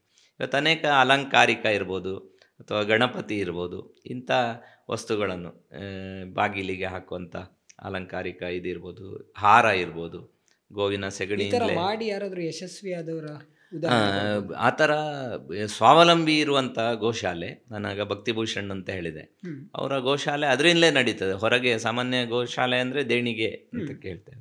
ಅವರು ಔಷಧಿ ಮಾಡ್ತಾರೆ, ಫಿನಾಯಿಲ್ ಮಾಡ್ತಾರೆ, ಇದು ಮಾಡ್ತಾರೆ, ಬೇರೆ ಬೇರೆ ಉತ್ಪನ್ನಗಳು. ಆ ಥರದ ಗೋಶಾಲೆಗಳ ಸಂಖ್ಯೆ ಈಗ ಹೆಚ್ಚಾಗ್ತಾ ಇದೆ. ಬಹುಶಃ ಆಗಬೇಕು ಅಂತ ಅನ್ನಿಸ್ತದೆ. ಯಾಕಂತ ಹೇಳಿದ್ರೆ ಎಷ್ಟೋ ಗೋಶಾಲೆಗಳಲ್ಲಿ ಈಗ ಹಣದ ಸಮಸ್ಯೆ ಆಗಿದೆ, ಜೊತೆಗೆ ಅಲ್ಲಿ ಅದನ್ನು ನಡೆಸಲಿಕ್ಕೆ ತುಂಬ ಕಷ್ಟ ಆಗಿದೆ, ಅದು ನಿಮಗೂ ಗೊತ್ತಿರ್ಬೋದು. ಸೊ ಹಾಗಾಗಿ ಬಹುಶಃ ಇದು ತುಂಬ ಒಳ್ಳೆಯ ಯೋಚನೆ. ಅಂದರೆ ಗೋಶಾಲೆ ಅಂತ ಹೇಳುವಂಥದ್ದು ಪರಿಹಾರ ಅಲ್ಲ. ಗೋ ಇರಬೇಕಾದ್ದು ರೈತನ ಮನೆಯಲ್ಲಿ. ಅದು ಏನಂದರೆ ರೈತ, ಈಗ ನಾನು ಹೇಳಿದೆ ನನಗೆ ತಿಂಗಳಿಗೆ 1 ಲಕ್ಷದ, ವರ್ಷಕ್ಕೆ 1 ಲಕ್ಷದ ಗೊಬ್ಬರ, ಹೊರಗಿಂದ 1 ಪೈಸೆ ಗೊಬ್ಬರ ತರೋದಿಲ್ಲ ಅಂತ ನಾನು ಸ್ವಾವಲಂಬಿ ಆದೆ. ವರ್ಷಕ್ಕೆ ನನಗೆ 1 ಲಕ್ಷ ರೂಪಾಯಿ ಏನು ಬೈಯುಲ್ಲು ಇದಕ್ಕೆ ಖರ್ಚು ಅಷ್ಟೇ ಆಗ್ತದೆ, ಹಾಲು ಪ್ಲಸ್ ಈ ಥರ ಆಗ್ತದೆ. ಮಣ್ಣು ಅದರ ಗುಣಮಟ್ಟಕ್ಕೆ ಬೆಲೆ ಕಟ್ಟಲಿಕ್ಕಾಗೋದಿಲ್ಲ ಯಾವುದು ಅದರಲ್ಲಿ ಬರುವಂಥ ಆಹಾರ ಇದಕ್ಕೆ. ಮತ್ತು ರೈತನ ಮನೆಯಲ್ಲಿದ್ದಾಗ ಉಳಿಲಿಕ್ಕೆ ಸಾಧ್ಯ ಆಗ್ತದೆ. ಈಗ ಪ್ರತಿ ವರ್ಷ ಗೋವು ಸಾಮಾನ್ಯ ದೇಶಿ ಗೋವು HF ಜರ್ಸಿ 3-4 ಕರು ಹಾಕಿದ ಮೇಲೆ ಮತ್ತೆ ಅದು ಕರು ಹಾಕುವ ಸಾಧ್ಯತೆಯನ್ನು ಕಳ್ಕೊಳ್ತದೆ. ಅದು ನಮ್ಮಲ್ಲಿ ಮಲ್ನಾಡು ಗಿಡ್ಡ ಸಾಮಾನ್ಯ 20-25ವರೆಗೂ ಕರುಗಳನ್ನು ಹಾಕಿದ ಇದಿದೆ. 20-25 ವರ್ಷ ಬದುಕ್ತದೆ. ಅದು 8-10 ವರ್ಷ ಬದುಕಿದರೆ ಹೆಚ್ಚು HF ಜರ್ಸಿ. ಯಾಕಂದರೆ ವಾತಾವರಣದ ಇದು ವ್ಯತ್ಯಾಸ ಕಾರಣಕ್ಕೆ. ಅಂದರೆ ಪ್ರತಿ ವರ್ಷ ಒಬ್ಬ ರೈತನ ಮನೆಯಲ್ಲಿ 20 ಗೋವಿದೆ ಅಂದರೆ ಮುಂದಿನ ವರ್ಷ 40 ಆಗ್ತದೆ. ಯಾವುದೇ ಗೋಶಾಲೆಯಲ್ಲಿ ಡಬ್ಬಲ್ ಆಗೋದಿಲ್ಲ. ಈ ಸಲ ವೃಂದಾವನದ ಒಂದು ಗೋಶಾಲೆಗೆ ಹೋಗಿದ್ದೆವು. 55,000 ಗೋವಿದೆ. ಅದರ ಪ್ರಮುಖರು ಹೇಳಿದರು ಗೋಶಾಲೆ ಪರಿಹಾರ ಅಲ್ಲ, ಯಾಕಂದರೆ ಅವರಲ್ಲಿ 55,000ನೇ ಇದೆ. ರೈತನ ಮನೆಯಲ್ಲಿದ್ದರೆ 1,10,000 ಆಗ್ತದೆ. ಅದು ಪ್ರತಿ ವರ್ಷ ಡಬಲ್ ಆಗ್ತದೆ. ಮತ್ತು ಈ ಥರ ನೈಸರ್ಗಿಕವಾಗಿ ಹೊರಗೆ ಹೋದಾಗ ಹುಲಿ ಹಿಡಿದು ಈ ಥರದ ಇದಾಗೋದು ಬಿಟ್ಟರೆ ಗೋವು ಹೆಚ್ಚಾಗಬೇಕಾದ್ರೆ ಮತ್ತು ಗೋವು ಸಹಜವಾಗಿ ಅಲ್ಲಿ ಸಣಕಲಾಗಿರ್ತದೆ ನೋಡ್ಕೊಳ್ಳಿಕ್ಕೆ. ನೀವು ಹೇಳಿದ್ರಿ ಸ್ವಾವಲಂಬಿ ಗೋಶಾಲೆ ಮಾಡಬೇಕು ಅಂತ. ಸ್ವಾವಲಂಬಿ ಗೋಶಾಲೆ ಅಂದರೆ ಗೋವುಗಳನ್ನು ನೋಡಿಕೊಳ್ಳುವುದೇ ಒಂದು ಪೂರ್ಣಕಾಲೀನ ಕೆಲಸ. ಅದು ನಮ್ಮ ಮನೆಯಲ್ಲಿ 6 ಗೋವಿದ್ರೇ ನಮಗೆ ಗೊತ್ತಾಗುತ್ತೆ, 6-10.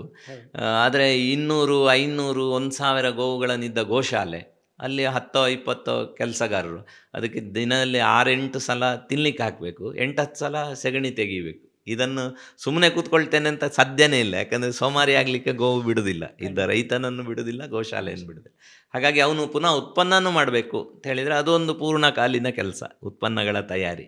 ಮತ್ತು ಪುನಃ ಅದನ್ನು ಮಾರುಕಟ್ಟೆ ಮಾಡಬೇಕು ಅಂತ ಹೇಳೋದು ಇನ್ನೊಂದು ಕೆಲಸ. ಇವುಗಳನ್ನು ಜೋಡಣೆ ಮಾಡೋದು ಇರುವ ಸಮಸ್ಯೆ. ಯಾಕಂದರೆ ಗೋಶಾಲೆ ಮಾಡಬೇಕು ಅಂತ ಹೇಳೋ ಭಾವನೆಯಿಂದ ಮಾಡುವವರು ಅನೇಕ ಜೈನ ಸಮಾಜ ಅಥವಾ ರಾಜಸ್ಥಾನ ಸಮಾಜ ಅವರು ಕೋಟ್ಯಾಂತರ ರೂಪಾಯಿ ದಾನ ಕೊಡ್ತಾರೆ. ಅವರ ಅಂಗಡಿಯಲ್ಲೂ ಒಂದು ಹುಂಡಿ ಇರ್ತಾರೆ.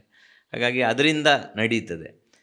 ಗೋಶಾಲೆ ಯಾವ ಶಾಲೆ ಬೇಕಿದ್ರೂ ಮಾಡ್ಬೋದು, ಗೋಶಾಲೆ ಮಾಡೋದು ಕಷ್ಟ ಅಂತ ಒಬ್ಬರು ಅನೇಕ ಶಿಕ್ಷಣ ಸಂಸ್ಥೆ ನಡೆಸಿ ಗೋಶಾಲೆ ನಡೆಸಿದವರು ಕಳೆದ ವರ್ಷ ಒಬ್ಬರು ಹೇಳಿದರು. ಅಂದರೆ ಅಷ್ಟು ಅದಕ್ಕೆ ಆರ್ಥಿಕ ತಿಂಗಳಿಗೆ 8 ಲಕ್ಷ, 10 ಲಕ್ಷ, 20 ಲಕ್ಷ, 1 ಕೋಟಿ ಖರ್ಚು ನಿರಂತರ ಬರ್ತದೆ ಬೈಹುಲ್ಲಿಗೆ, ಆಳುಗಳಿಗೆ. ಅದನ್ನು ಸ್ವಾವಲಂಬನೆ ಮಾಡಬೇಕಾದ್ರೆ ಅಷ್ಟು ಇದು ಬೇಕು, ಜ್ಞಾನ ಬೇಕು. ಈಗ ಭಕ್ತಿಭೂಷಣ್ ಮಾಡ್ತಾ ಇದ್ದಾರೆ ಅಂತ ಬೆರಳೆಣಿಕೆಯದ್ದು ನಮ್ಮ ರಾಜ್ಯದಲ್ಲಿ ಸಿಗ್ಬೋದು. ಬೇರೆ ಬೇರೆ ಕಡೆ ಇವತ್ತು ಆ ಥರದ ಸಂಖ್ಯೆ ಜಾಸ್ತಿ ಆಗ್ತಾ ಇದೆ. ಅದನ್ನು ಮಾಡುವಂಥದ್ದು ಮಾಡಬೇಕಾಗಿದೆ. ಹಾಗೆ ನಿಮ್ಮ ಪ್ರಕಾರ ಒಂದು ಮನೆಯಲ್ಲಿ ಗೋವು ಯಾಕಿರಬೇಕು, ಅದರಿಂದ ಉಪಯೋಗಗಳು ಹೇಳ್ಬೋದು? ಒಂದು ನಾವು ಅನೇಕ, ಯಾಕಂದ್ರೆ ನಾನು ಕೂಡ ನಮ್ಮ ಮನೆಯಲ್ಲಿ ದನ ಇದ್ದ ಕಾರಣ ಇದನ್ನೆಲ್ಲ ಅನುಭವಿಸಿದ್ದೇನೆ, ಆದ್ರೆ ಎಷ್ಟೋ ಜನಕ್ಕೆ ಗೊತ್ತಿರ್ಲಿಕ್ಕಿಲ್ಲ. ಒಂದನೇದು ನಮ್ಮ ದಿನಚರಿ ಹೇಗಿರಬೇಕು. ಮೊನ್ನೆ ಒಬ್ಬರು ನಮ್ಮ ನಂದಿ ರಥಯಾತ್ರೆಯನ್ನು ಡಾಕ್ಟ್ರು ಉದ್ಘಾಟನೆ ಮಾಡಿದರು. ಅವ್ರು ನಡ್ಕೊಂಡು ಹೋದಾಗ ಹೇಳಿದರು, ಇವತ್ತಿನ ಎಲ್ಲ ಆರೋಗ್ಯದ ಸಮಸ್ಯೆಗಳು 99% ಆಹಾರ ಮತ್ತು ಜೀವನ ಪದ್ಧತಿಯಿಂದ ಬಂದಿರೋದು ಅಂತ. ನಾವು ಇವತ್ತು ಬೆಳಿಗ್ಗೆ ಹೇಳೋದು ತಡ ಹೇಳ್ತಾ ಇದ್ದೇವೆ, ರಾತ್ರಿ ತಡ ಮಲಗ್ತಾ ಇದ್ದೇವೆ. ಗೋವಿದ್ದರೆ ಅದು ಮಾಡಲಿಕ್ಕಾಗೋದಿಲ್ಲ, ಬೆಳಿಗ್ಗೆ ಬೇಗ ಎಳ್ಳಲೇಬೇಕು, ಸುಮ್ಮನೆ ಕೂತ್ಕೊಳ್ಳಿಕ್ಕಾಗೋದಿಲ್ಲ, ಅದಕ್ಕೆ ಹುಲ್ಲು ಹಾಕಬೇಕು. ಈ ಥರದ ನಮ್ಮನ್ನು ಕ್ರಿಯಾಶೀಲ ಮಾಡುವಂಥದ್ದು ಮಾಡ್ತದೆ. ಮತ್ತು ಗೋವಿನ ಜೊತೆಗಿದ್ದರೆ ನಾವು ಸ್ವದೇಶಿ ಮೇಳ ಬೆಂಗಳೂರಲ್ಲಾದಾಗ, ಅನೇಕ ಕಡೆ ಆದಾಗ ಲಕ್ಷಾಂತರ ಜನ ಬರ್ತಾರೆ. ಹೊರಗಡೆ ಗೋವನ್ನು ಇಟ್ಟಿದ್ದೆವು, ಅಲ್ಲಿ ಒಬ್ಬರು ಡಾಕ್ಟ್ರನ್ನು ಇಟ್ಟಿದ್ದೆವು, BP ಟೆಸ್ಟ್ ಮಾಡುವಂಥ ಸಾಧನವನ್ನು ಇಟ್ಟಿದ್ದೆವು. ಗೋವಿನ ಗಲ್ಲದ ಕೆಳಗಿರುವ ಗಂಗಾ ತೊಗಲು ಅದನ್ನು ಕೆಳಗಿಂದ ಮೇಲಕ್ಕೆ ಸವರಿದರೆ ಲೋ BP ಇದ್ದವರ BP ಸಮ ಆಗ್ತದೆ, ಮೇಲಿಂದ ಕೆಳಗೆ ಸವರಿದರೆ ಹೈ ಇದ್ದವ್ರದ್ದು ಸರಿ ಆಗ್ತದೆ ಅಂತ. ಆ ಥರ ಯಾರು ಬಂದಿದ್ದರು ಅಂಥವರಿಂದ ಮಾಡಿಸಿತ್ತು. ಮೊದಲು BP ಪರೀಕ್ಷೆ ಮಾಡಿತ್ತು, ಲೋ ಇದ್ದರೆ ಅವರಿಗೆ ಸವರಲಿಕ್ಕೆ ಹೇಳಿತ್ತು. 1-2 ನಿಮಿಷ ಸವರಿದ ಮೇಲೆ ಮತ್ತೆ ಟೆಸ್ಟ್ ಪರೀಕ್ಷೆ ಮಾಡಬೇಕಾದ್ರೆ ಸಮಾನಕ್ಕೆ ಬಂತು. ಅಂದರೆ ಗೋವಿನ ಜೊತೆಗೆ ಇರೋದು ಅದರ ಇವತ್ತು ವಿದೇಶದಲ್ಲಿ ಕೌಕಡ್ಲಿಂಗ್ ಅಂತ ಹೇಳೋದು ಶುರುವಾಗಿದೆ. ಅದಕ್ಕೆ ದುಡ್ಡು ಕೊಟ್ಟು ಇದು ಮಾಡ್ತಾ ಇದೆ. ಅಂದರೆ ಸಹಜವಾಗಿ ಗೋವಿನ ಜೊತೆಗೆ ಇರೋದು ಅದು ಆರೋಗ್ಯದ ದೃಷ್ಟಿಯಿಂದ ಪರಿಣಾಮಕಾರಿ. ಅದರ ಜೊತೆಗೆ ಸೆಗಣಿ ಮೂತ್ರ ಇದು ಬಿದ್ದರೆ, ನಾನು ಹಟ್ಟಿಯನ್ನು ತೊಳೆಯುವುದಿಲ್ಲ, ಹಟ್ಟಿಯನ್ನು ಗೋಮೂತ್ರದಿಂದ ಸಿಂಪಡಣೆ ಮಾಡಿ ಗುಡಿಸುವಂಥದ್ದು ಮಾಡ್ತೇನೆ. ನನಗೆ ಹಟ್ಟಿಯಲ್ಲಿ ತುಂಬ ಸೊಳ್ಳೆ, ಸಣ್ಣ ಸೊಳ್ಳೆ ಇರ್ಬೋದು, ದೊಡ್ಡದಿರ್ಬೋದು, ಈ ಸಮಸ್ಯೆ ಇತ್ತು. ಒಂದು ಸಲ ನನ್ನ ಅಣ್ಣ, ಅವನು ವೆಟರ್ನರಿ ಡಾಕ್ಟ್ರ್, ಅವನೊಂದು ವಿಡಿಯೋ ಉತ್ತರ ಭಾರತದ್ದು ಕಳಿಸಿದ. ಆ ವಿಡಿಯೋದಲ್ಲಿತ್ತು ಹಟ್ಟಿಯನ್ನು ತೊಳಿಬಾರ್ದು ಅಂತ. ಉತ್ತರ ಕರ್ನಾಟಕದಲ್ಲಿ ಅನೇಕ ಕಡೆ ತೊಳೆಯೋದಿಲ್ಲ, ನೀರು ಹಾಕಿ ತೊಳೆದ ತಕ್ಷಣ ಅಲ್ಲಿ ಈ ಸೊಳ್ಳೆಯ ನೊಣದ ಮೊಟ್ಟೆಗಳು ಹುಟ್ಟಿಕೊಳ್ತವೆ. ಗೋಮೂತ್ರ ಖಾರ ಇದೆ, ಅದರಲ್ಲಿ ಆ ಮೊಟ್ಟೆಗಳು ಸಾಯ್ತವೆ. ಹಾಗಾಗಿ ನೀವು ಸೆಗಣಿಯನ್ನು ಬಾಚಿ ಗೋಮೂತ್ರವನ್ನು ಸಿಂಪಡಣೆ ಮಾಡಿ ಗುಡಿಸಿಬಿಟ್ರೆ, ಎಲ್ಲಿ ಸ್ವಲ್ಪ ನೀರು ಸೆಗಣಿ ಇದೆ ಅಲ್ಲಿ ಸ್ವಲ್ಪ ಗೋಮೂತ್ರ ಸ್ವಲ್ಪ ಜಾಸ್ತಿ ಹಾಕಿ ಗುಡಿಸಿಬಿಟ್ರೆ ಸ್ವಚ್ಛ ಆಗ್ತದೆ. ನೊಣ ಸೊಳ್ಳೆಯೂ ಇರೋದಿಲ್ಲ. ಮನೆಗಿಂತ ಚೆನ್ನಾಗಿ ಅದಿರ್ತದೆ. ಗೋಮೂತ್ರವನ್ನು ಎಲ್ಲಿ ಸಿಂಪಡಣೆ ಮಾಡ್ತೀರಿ ಸೊಳ್ಳೆಯ ಬಾಧೆ ಇರುವಲ್ಲಿ, ಅಲ್ಲಿಯೂ ಟಾಯ್ಲೆಟ್ ಇರ್ಬೋದು ಅಥವಾ ಇದಿರ್ಬೋದು. ಅದಕ್ಕೂ ನಾನೊಂದು ಗೋತೀರ್ಥ ಅಂತ ಉತ್ಪನ್ನ ಮಾಡಿದ್ದೇನೆ 24 ರೀತಿಯ ಬಳಕೆಗೆ. ಅಂದರೆ ಟಾಯ್ಲೆಟಲ್ಲಿ ನಿಜವಾಗಿ ಹಾರ್ಪಿಕ್ ಆಗ್ತೇವೆ, HCl ಕಾನ್ಸಂಟ್ರೇಟೆಡ್ ಹೈಡ್ರೋಕ್ಲೋರಿಕ್ ಆ್ಯಸಿಡ್. ಅದು ಒಳಗಿರುವಂಥ ಅತ್ಯಂತ ಅವೈಜ್ಞಾನಿಕ. ಅದು ಏನಂದರೆ ಒಳಗಿರುವ ಬ್ಯಾಕ್ಟೀರಿಯಾಗಳು ಇದನ್ನು ಡಿಕಂಪೋಸ್ ಮಾಡಬೇಕು, ಮಣ್ಣಿಗೆ ಸೇರಿಸಬೇಕು, ಅದನ್ನೇ ನಾಶ ಮಾಡ್ತದೆ ಅದು. ನಾವು ಉಪಯೋಗಿಸುವ ಆ್ಯಸಿಡ್ಗಳು, ಹಾರ್ಪಿಕ್ಗಳು ಬಿಳಿ ಆಗಬೇಕು ಹೇಳೋಕೆ. ಅದೇ ಗೋಮೂತ್ರ ಬಳಕೆ ಮಾಡಿದರೆ, ಸೆಗಣಿ ಬಳಕೆ ಮಾಡಿದರೆ ನಿಮಗೆ ಆ ಬ್ಯಾಕ್ಟೀರಿಯಾಗಳು ಹೆಚ್ಚಾಗಿ ಸಹಜವಾಗಿ ಮಣ್ಣಿಗೆ ಸೇರುವಂಥದ್ದು. ನಮ್ಮ ಮನೆಯಲ್ಲೇ ಅದು ಸಮಸ್ಯೆ ಬಂತು. ಸ್ನಾನ ಮಾಡಿದ ಕಾರಣಕ್ಕೆ ಪಿಟ್ಟು ತುಂಬಿತು. ನಾನು ಸ್ವಲ್ಪ ಸೆಗಣಿ ಹಾಕಿದೆ ಇದಕ್ಕೆ ಲ್ಯಾಟ್ರಿನ್ ಪಿಟ್ಟಿಗೆ, ನೀರು ಫ್ಲಶ್ ಮಾಡಿದೆ. ನಂತರ ನಿರಂತರ ಇದನ್ನು ಬಳಕೆ ಮಾಡುವಂಥದ್ದು ಗೋಮೂತ್ರವನ್ನು. ಅದನ್ನು ಗೋತೀರ್ಥ ಅಂತ ಒಂದು 3/4 ಗಂಟೆ ಕುದಿಸಿ ಅಮೋನಿಯಾ ತೆಗೆದು ಮಾಡುವಂಥದ್ದು ಮಾಡ್ತಾಯಿದ್ದೇನೆ. ಸ್ಯಾನಿಟೈಸರ್ ರೀತಿ, ಬಾಯಿ ಮುಕ್ಕಳಿಸ್ಲಿಕ್ಕೆ, ಈ ಥರದ. ಇದು ತುಂಬ ಪರಿಣಾಮಕಾರಿ. ಚರ್ಮದ ಸಮಸ್ಯೆಗೆ ಸ್ನಾನ ಮಾಡಿದಾಗ ಒಂದು ಮುಚ್ಚಳ ಅದನ್ನು ಹಾಕುವಂಥದ್ದು. ಈ ಥರ ಇವತ್ತು ನಮ್ಮ ಊರಿನದ್ದೇ ಒಬ್ಬ ಹಾಳೆ ತಟ್ಟೆ ಮಾಡೋರು, ಅವರಿಗೆ ಸ್ಕಿನ್ ಎಲರ್ಜಿ ಇತ್ತು, ಯಾವುದೇ ಡಾಕ್ಟ್ರಿಂದ ಅದು ನಿವಾರಣೆ ಆಗಲಿಲ್ಲ. ಅಂಥವ್ರು ತುಂಬ ಜನ ಇದ್ದಾರೆ. ಅವರು ಈಗ ಪ್ರತಿ ತಿಂಗಳು ಬಂದು 2-3 ಬಾರಿ ನನ್ನ ಕೈಯಿಂದ ತಗೊಂಡು ಹೋಗ್ತಾರೆ. ಅಂದರೆ ಅದನ್ನು ಹಾಕಿ ಸ್ನಾನ ಮಾಡ್ತಾರೆ. ಬಾಯಿಯ ವಾಸನೆ, ಈ ಹುಳುಕಿಗೆ ಒಂದು ಮುಚ್ಚಳ ಅರ್ಧ ಲೋಟಕ್ಕೆ ಅರ್ಧ ಚಮಚ ಹಾಕಿ ಬಾಯಿ ಮುಕ್ಕಳಿಸಿ ರಾತ್ರಿ ಮಲಗಿದರೆ ಅದರ ನಿವಾರಣೆ ಆಗ್ತದೆ. ಈ ಥರ ಆ್ಯಂಟಿ ಫಂಗಲ್, ಆ್ಯಂಟಿ ವೈರಲ್, ಆ್ಯಂಟಿ ಬ್ಯಾಕ್ಟೀರಿಯಲ್ ಅದರಷ್ಟು ಒಳ್ಳೆಯ ಇದು ಯಾವುದೂ ಇಲ್ಲ. ಔಷಧಿಗೂ ಹೇಳ್ತಾರೆ. ನಮ್ಮಲ್ಲಿ ಸೆಮಿನಾರ್ಗಳಿಗೆ ಬಂದಿದ್ದಂಥ ಡಾಕ್ಟರ್ ರಾಮಚಂದ್ರ ಶೆಟ್ಟಿ ಅಂತ ಅವರು ಫಾರ್ಮಸಿ ಕಾಲೇಜಿನ ಪ್ರಿನ್ಸಿಪಾಲ್ರು, ಈಗ ನಿವೃತ್ತರು. ಅವರು ಹೇಳ್ತಾಯಿದ್ರು, ಆಯುರ್ವೇದದಲ್ಲಿ ಯಾವ ಮೂಲಿಕೆಗಳಿದ್ದಾವೆ ಅದನ್ನು ಗೋಮೂತ್ರದಲ್ಲಿ ಶೋಧನ ಅಂತ ಒಂದು ಪ್ರಕ್ರಿಯೆ, ಅದನ್ನು ಮಾಡಿದರೆ 500ರಿಂದ 1000 ಪಟ್ಟು, ಮತ್ತು ಆರ್ಟಿಫಿಷಿಯಲ್ ಇಂಟೆಲಿಜೆನ್ಸ್ ಎಲ್ಲಿಗೆ ಹೋಗಿ ಅದು ಪರಿಣಾಮ ಮಾಡಬೇಕು ಅದು ಮಾಡುವಂಥದ್ದು ಮಾಡ್ತದೆ ಅಂತ. ಇಲ್ಲೇ ಡಾಕ್ಟರ್ ಸುಶ್ರುತದ ರವಿಶಂಕರ್ ದಿನಕ್ಕೊಂದು 14 ಲೀಟ್ರ್ ಗೋಮೂತ್ರ ಇದಕ್ಕೋಸ್ಕರ ಬಳಕೆ ಮಾಡ್ತಾರೆ ಆಯುರ್ವೇದ ಔಷಧಿ ಇದರಲ್ಲಿ. ಅನೇಕ ಆಯುರ್ವೇದ ಶಿಕ್ಷಣ ಪಡೆದವರು ಪಂಚಗವ್ಯ ಅಂತ ಹೇಳೋದು ಆಯುರ್ವೇದದಲ್ಲಿ ಇಲ್ಲವೇ ಇಲ್ಲ ಅಂತ ಹೇಳುವಂಥವ್ರು ಇದ್ದಾರೆ. ಅಂದರೆ ನಮ್ಮ ಸಿಲೆಬಸ್ ಅಷ್ಟು ವ್ಯತ್ಯಾಸ ಆಗಿದೆ. ಆ ಥರ ಮನೆಯಲ್ಲಿ ಗೋವು ಅಂತ ಹೇಳೋದು ಅದು ಔಷಧಾಲಯವೂ ಹೌದು, ದೇವಾಲಯವೂ ಹೌದು, ನಂತರ ನಮ್ಮ ಆರ್ಥಿಕತೆಯೂ ಹೌದು. ನಮಗೆ ಹೊರಗಿನಿಂದ ತರಬೇಕಾದ್ದು ಅನೇಕ ಸಂಗತಿಗಳು ರೈತರಾಗಿ. ಹಾಗೆ ಒಂದು ಸಂವೇದನೆ ಕೂಡ ಅಂತ ಅನ್ನಿಸ್ತದೆ. ಅಂದರೆ ಗೋವಿನಷ್ಟು ಸಂವೇದನೆ ಕೊಡುವಂಥದ್ದು. ಅಂದರೆ ಒಂದು ಮಾತಿದೆ, ನಮ್ಮ ಹಿರಿಯರು ಹೇಳ್ತಾ ಇದ್ರು, ಏನಂತ ಹೇಳಿದರೆ, ಏನಾದರೂ ರೋಗ ಮನೆಯವರಿಗೆ ಯಾರಿಗೂ ಬರ್ತದೆ ಅಂತಂದರೆ ಮೊದಲು ದನ ಹೇಳ್ತದಂತೆ ನನಗೆ ಬರಲಿ, ಆಮೇಲೆ ಬೇಕಾದರೆ. ಅಂತಹ ಒಂದು ಸಂವೇದನೆ ಇರುವಂತಹ ಪ್ರಾಣಿ ಅಂತ. ಹೌದು, ಅದನ್ನು ತಗೊಳ್ತದೆ ಅಂತ ಘಟನೆಗಳನ್ನು ಹೇಳ್ತಾರೆ, ಅನೇಕ ಅನುಭವಗಳನ್ನು. ಮನೆಯ ಆರೋಗ್ಯದ ಸಮಸ್ಯೆಯನ್ನು ಅದನ್ನು ತಗೊಂಡಿದೆ ಅಂತ. ಇನ್ನೊಂದು ಅದೇ ನಾನಾಗಲೇ ಹೇಳಿದೆ, ಅದು ಹಾಲಿನಲ್ಲಿ ಗುಡ್ಡಕ್ಕೆ ಹೋಗಿ ಅದಕ್ಕೆ ಬೇಕಾದ ಔಷಧಿಯನ್ನು ತಗೊಂಡು ತಿಂದುಕೊಂಡು ಬಂದು ಹಾಲಲ್ಲಿ ಕೊಡ್ತದೆ ಅಂತ ಹೇಳುವಂಥದ್ದು. ಹಾಗೆ ನಿಮಗೆ ಗೋವುಗಳಿಗೆ ರೋಗಗಳು ಅಂತ ಹೇಳೋದು ಹೆಚ್ಚಾಗಿದೆ ಅಂತ ಅನ್ನಿಸ್ತದೆ ಈಗಿನ ಒಂದು ಸಂದರ್ಭದಲ್ಲಿ? ನೀವು ನೋಡಿದ ಹಾಗೆ, ನೀವು ಬೇರೆ ಬೇರೆ ಕಡೆ ಹೋಗ್ತಾ ಇರುವ ಕಾರಣ ಅಲ್ಲೆಲ್ಲ ನೋಡಿದ ಹಾಗೆ ಗೋವುಗಳಿಗೆ ಈ ರೋಗಗಳು ಅಂತ ಹೇಳುವಂಥದ್ದು ಹೆಚ್ಚಾಗಿದೆ ಹೇಗೆ? ಅಂದರೆ ಒಂದು HF ಜರ್ಸಿ ಅದು ರೋಗಗಳ ಆಗರನೇ ಅದು. ಅಂದರೆ ಕೆಚ್ಚಲು ಬಾವು ಇರ್ಬೋದು, ಅವನು 1 ತಿಂಗಳು ಹಾಲು ತಗೊಂಡೋದ್ರು, ಒಮ್ಮೆ ಕೆಚ್ಚಲು ಬಾವು ಬಂದರೆ ಅದೆಲ್ಲ ಹಣ ಇದಕ್ಕೆ, ಅದರ ಚಿಕಿತ್ಸೆಗೆ ಮತ್ತು ಹಾಲು ಬತ್ತಿ ಹೋಗ್ತದೆ. ಆ ರೀತಿ ಅದಕ್ಕೆ ರೋಗಗಳ ಇದು ಜಾಸ್ತಿ. ದೇಶಿ ಗೋವಿನಲ್ಲಿ ಸಾಕಲಿಕ್ಕೆ ಬಂದಾಗ ರೋಗದ ಸಮಸ್ಯೆ ಕಡಿಮೆ ಆದ ಅನುಭವ ಅನೇಕ ರೈತರಿಗಿದೆ. ಸ್ಥಾನೀಯ ದೇಶಿ, ಅದರಲ್ಲೂ ನಾವು ಹಾಕುವಂಥ ಆಹಾರ ಅದು ಶುದ್ಧ ಮಾಡ್ತೇವ. ಅಂದರೆ ಅಲ್ಲೇ ಬೆಳೆದಿರುವ ಹುಲ್ಲುಗಳು, ನೇಪಿಯ ಒಂದು ಹೈಬ್ರಿಡ್ ಹುಲ್ಲು ಮಾತ್ರ ಅಲ್ಲ, ವೈವಿಧ್ಯಗಳನ್ನು. ಈಗ ಈ ವಿಷಯಕ್ಕೆ ಬರೋದಾದ್ರೆ, ಈಗ ನಾವು ಎಷ್ಟೋ ಸಲ ಮನೆಗಳಲ್ಲಿ ದನ ಇದ್ದವರಿಗೆ ಗೊತ್ತಿರ್ತದೆ, ಬೈ ಹುಲ್ಲನ್ನು ನಾವು ಬೇರೆ ಕಡೆಯಿಂದ ತರಿಸಿ ಹಾಕ್ತೇವೆ. ಬಟ್ ಆ ಬೈ ಹುಲ್ಲಿಗೆ ಕೆಲವು ಸ್ಪ್ರೇಗಳನ್ನು ಮಾಡಿರೋ ಕಾರಣ ಅದರಿಂದ ದನಗಳಿಗೆ ಹೌದು ಆ ಥರದ ಹಿಂಡಿಯಿಂದ ಇರ್ಬೋದು, ಬೈ ಹುಲ್ಲಿಂದ ನಾವು ಹೊರಗಿನ ಇದು ಹೆಚ್ಚು ಹಾಕಿದಷ್ಟು ಸಹಜವಾಗಿ ಅಲ್ಲಿ ಬೆಳೆದಿರೋದು ಇವತ್ತು ತೋಟಕ್ಕೂ ನಾವು ಸ್ಪ್ರೇ ಹಾಕ್ತಾ ಇದ್ದೇವೆ. ಆ ಥರ ಆ ಕಾರಣಕ್ಕೂ ಅದು ಬರುವಂಥದ್ದಾಗ್ತದೆ. ಇನ್ನೊಂದು ನಮಗೆ ಜ್ಞಾನ ಇಲ್ಲದೇ ಇರೋದು, ಅನೇಕ ಗಿಡ ಗೆಲ್ಲು ಮರಗಳು ಕೂಡ ಗೋವಿಗೆ ಮೇವೆ. ಅನೇಕ ಮರಗಳು ಈಗ ಡಾಕ್ಟರ್ AP ಚಂದ್ರಶೇಖರ್ ಇಂದ್ರಪ್ರಸ್ಥ ಮೈಸೂರಿನವರು, ಅವರೊಂದು ಪುಸ್ತಕನೇ ಮಲ್ನಾಡು ಗಿಡ್ಡ ಅಂತ ಬರೆದಿದ್ದಾರೆ. ಅದರಲ್ಲಿ ಅನೇಕ ಈ ಥರ ಅದಕ್ಕಾಗುವಂಥ ನಾವು ಪ್ರಕೃತಿಯ ಜೊತೆ ಅದರ ಜೊತೆ ಇದ್ದರೆ ಗೊತ್ತಾಗುತ್ತೆ ಅದು ಯಾವುದನ್ನೆಲ್ಲ ತಿಂತದೆ ಅಂತ. ಅವರು ಹಿಂದೆ ಹೇಳಿದರು ಒಂದು ಇದರಲ್ಲಿ, ಈ ತೆಂಗಿಗೆ ನುಸಿ ರೋಗ ಪೀಡೆ ಬಂದಿತ್ತು. ಅವರು ಅದನ್ನೆಲ್ಲ ನಾನು ಮೊಳಕೆ ಬರೆಸಿದೆ, ಒಳಗಿನ ಹೂವನ್ನು ಮಾರಾಟ ಮಾಡಿದೆ, ಮೇಲಿನ ಗೆಲ್ಲು ಇದೇನಿದೆ ಅದರ ಮಡಲೇನಿದೆ ಅದನ್ನು ಕಡಿದು ಗೋವಿಗೆ ಹಾಕಿದೆ. ಒಂದು ಸೂಡಿ ಬೈಯುಲ್ಲಿಗೆ ಒಂದು ಕಂತೆಗೆ 20 ರೂಪಾಯಿ 30 ರೂಪಾಯಿ ಇದೆ. ಅದು ತಿಂದರೆ ನನಗೆ ಅದರಲ್ಲಿ 20 ರೂಪಾಯಿ ಬಂತು. ಪುನಃ ಹೂ ಮಾರಾಟ ಮಾಡಿದ್ರಲ್ಲೂ ಬಂತು.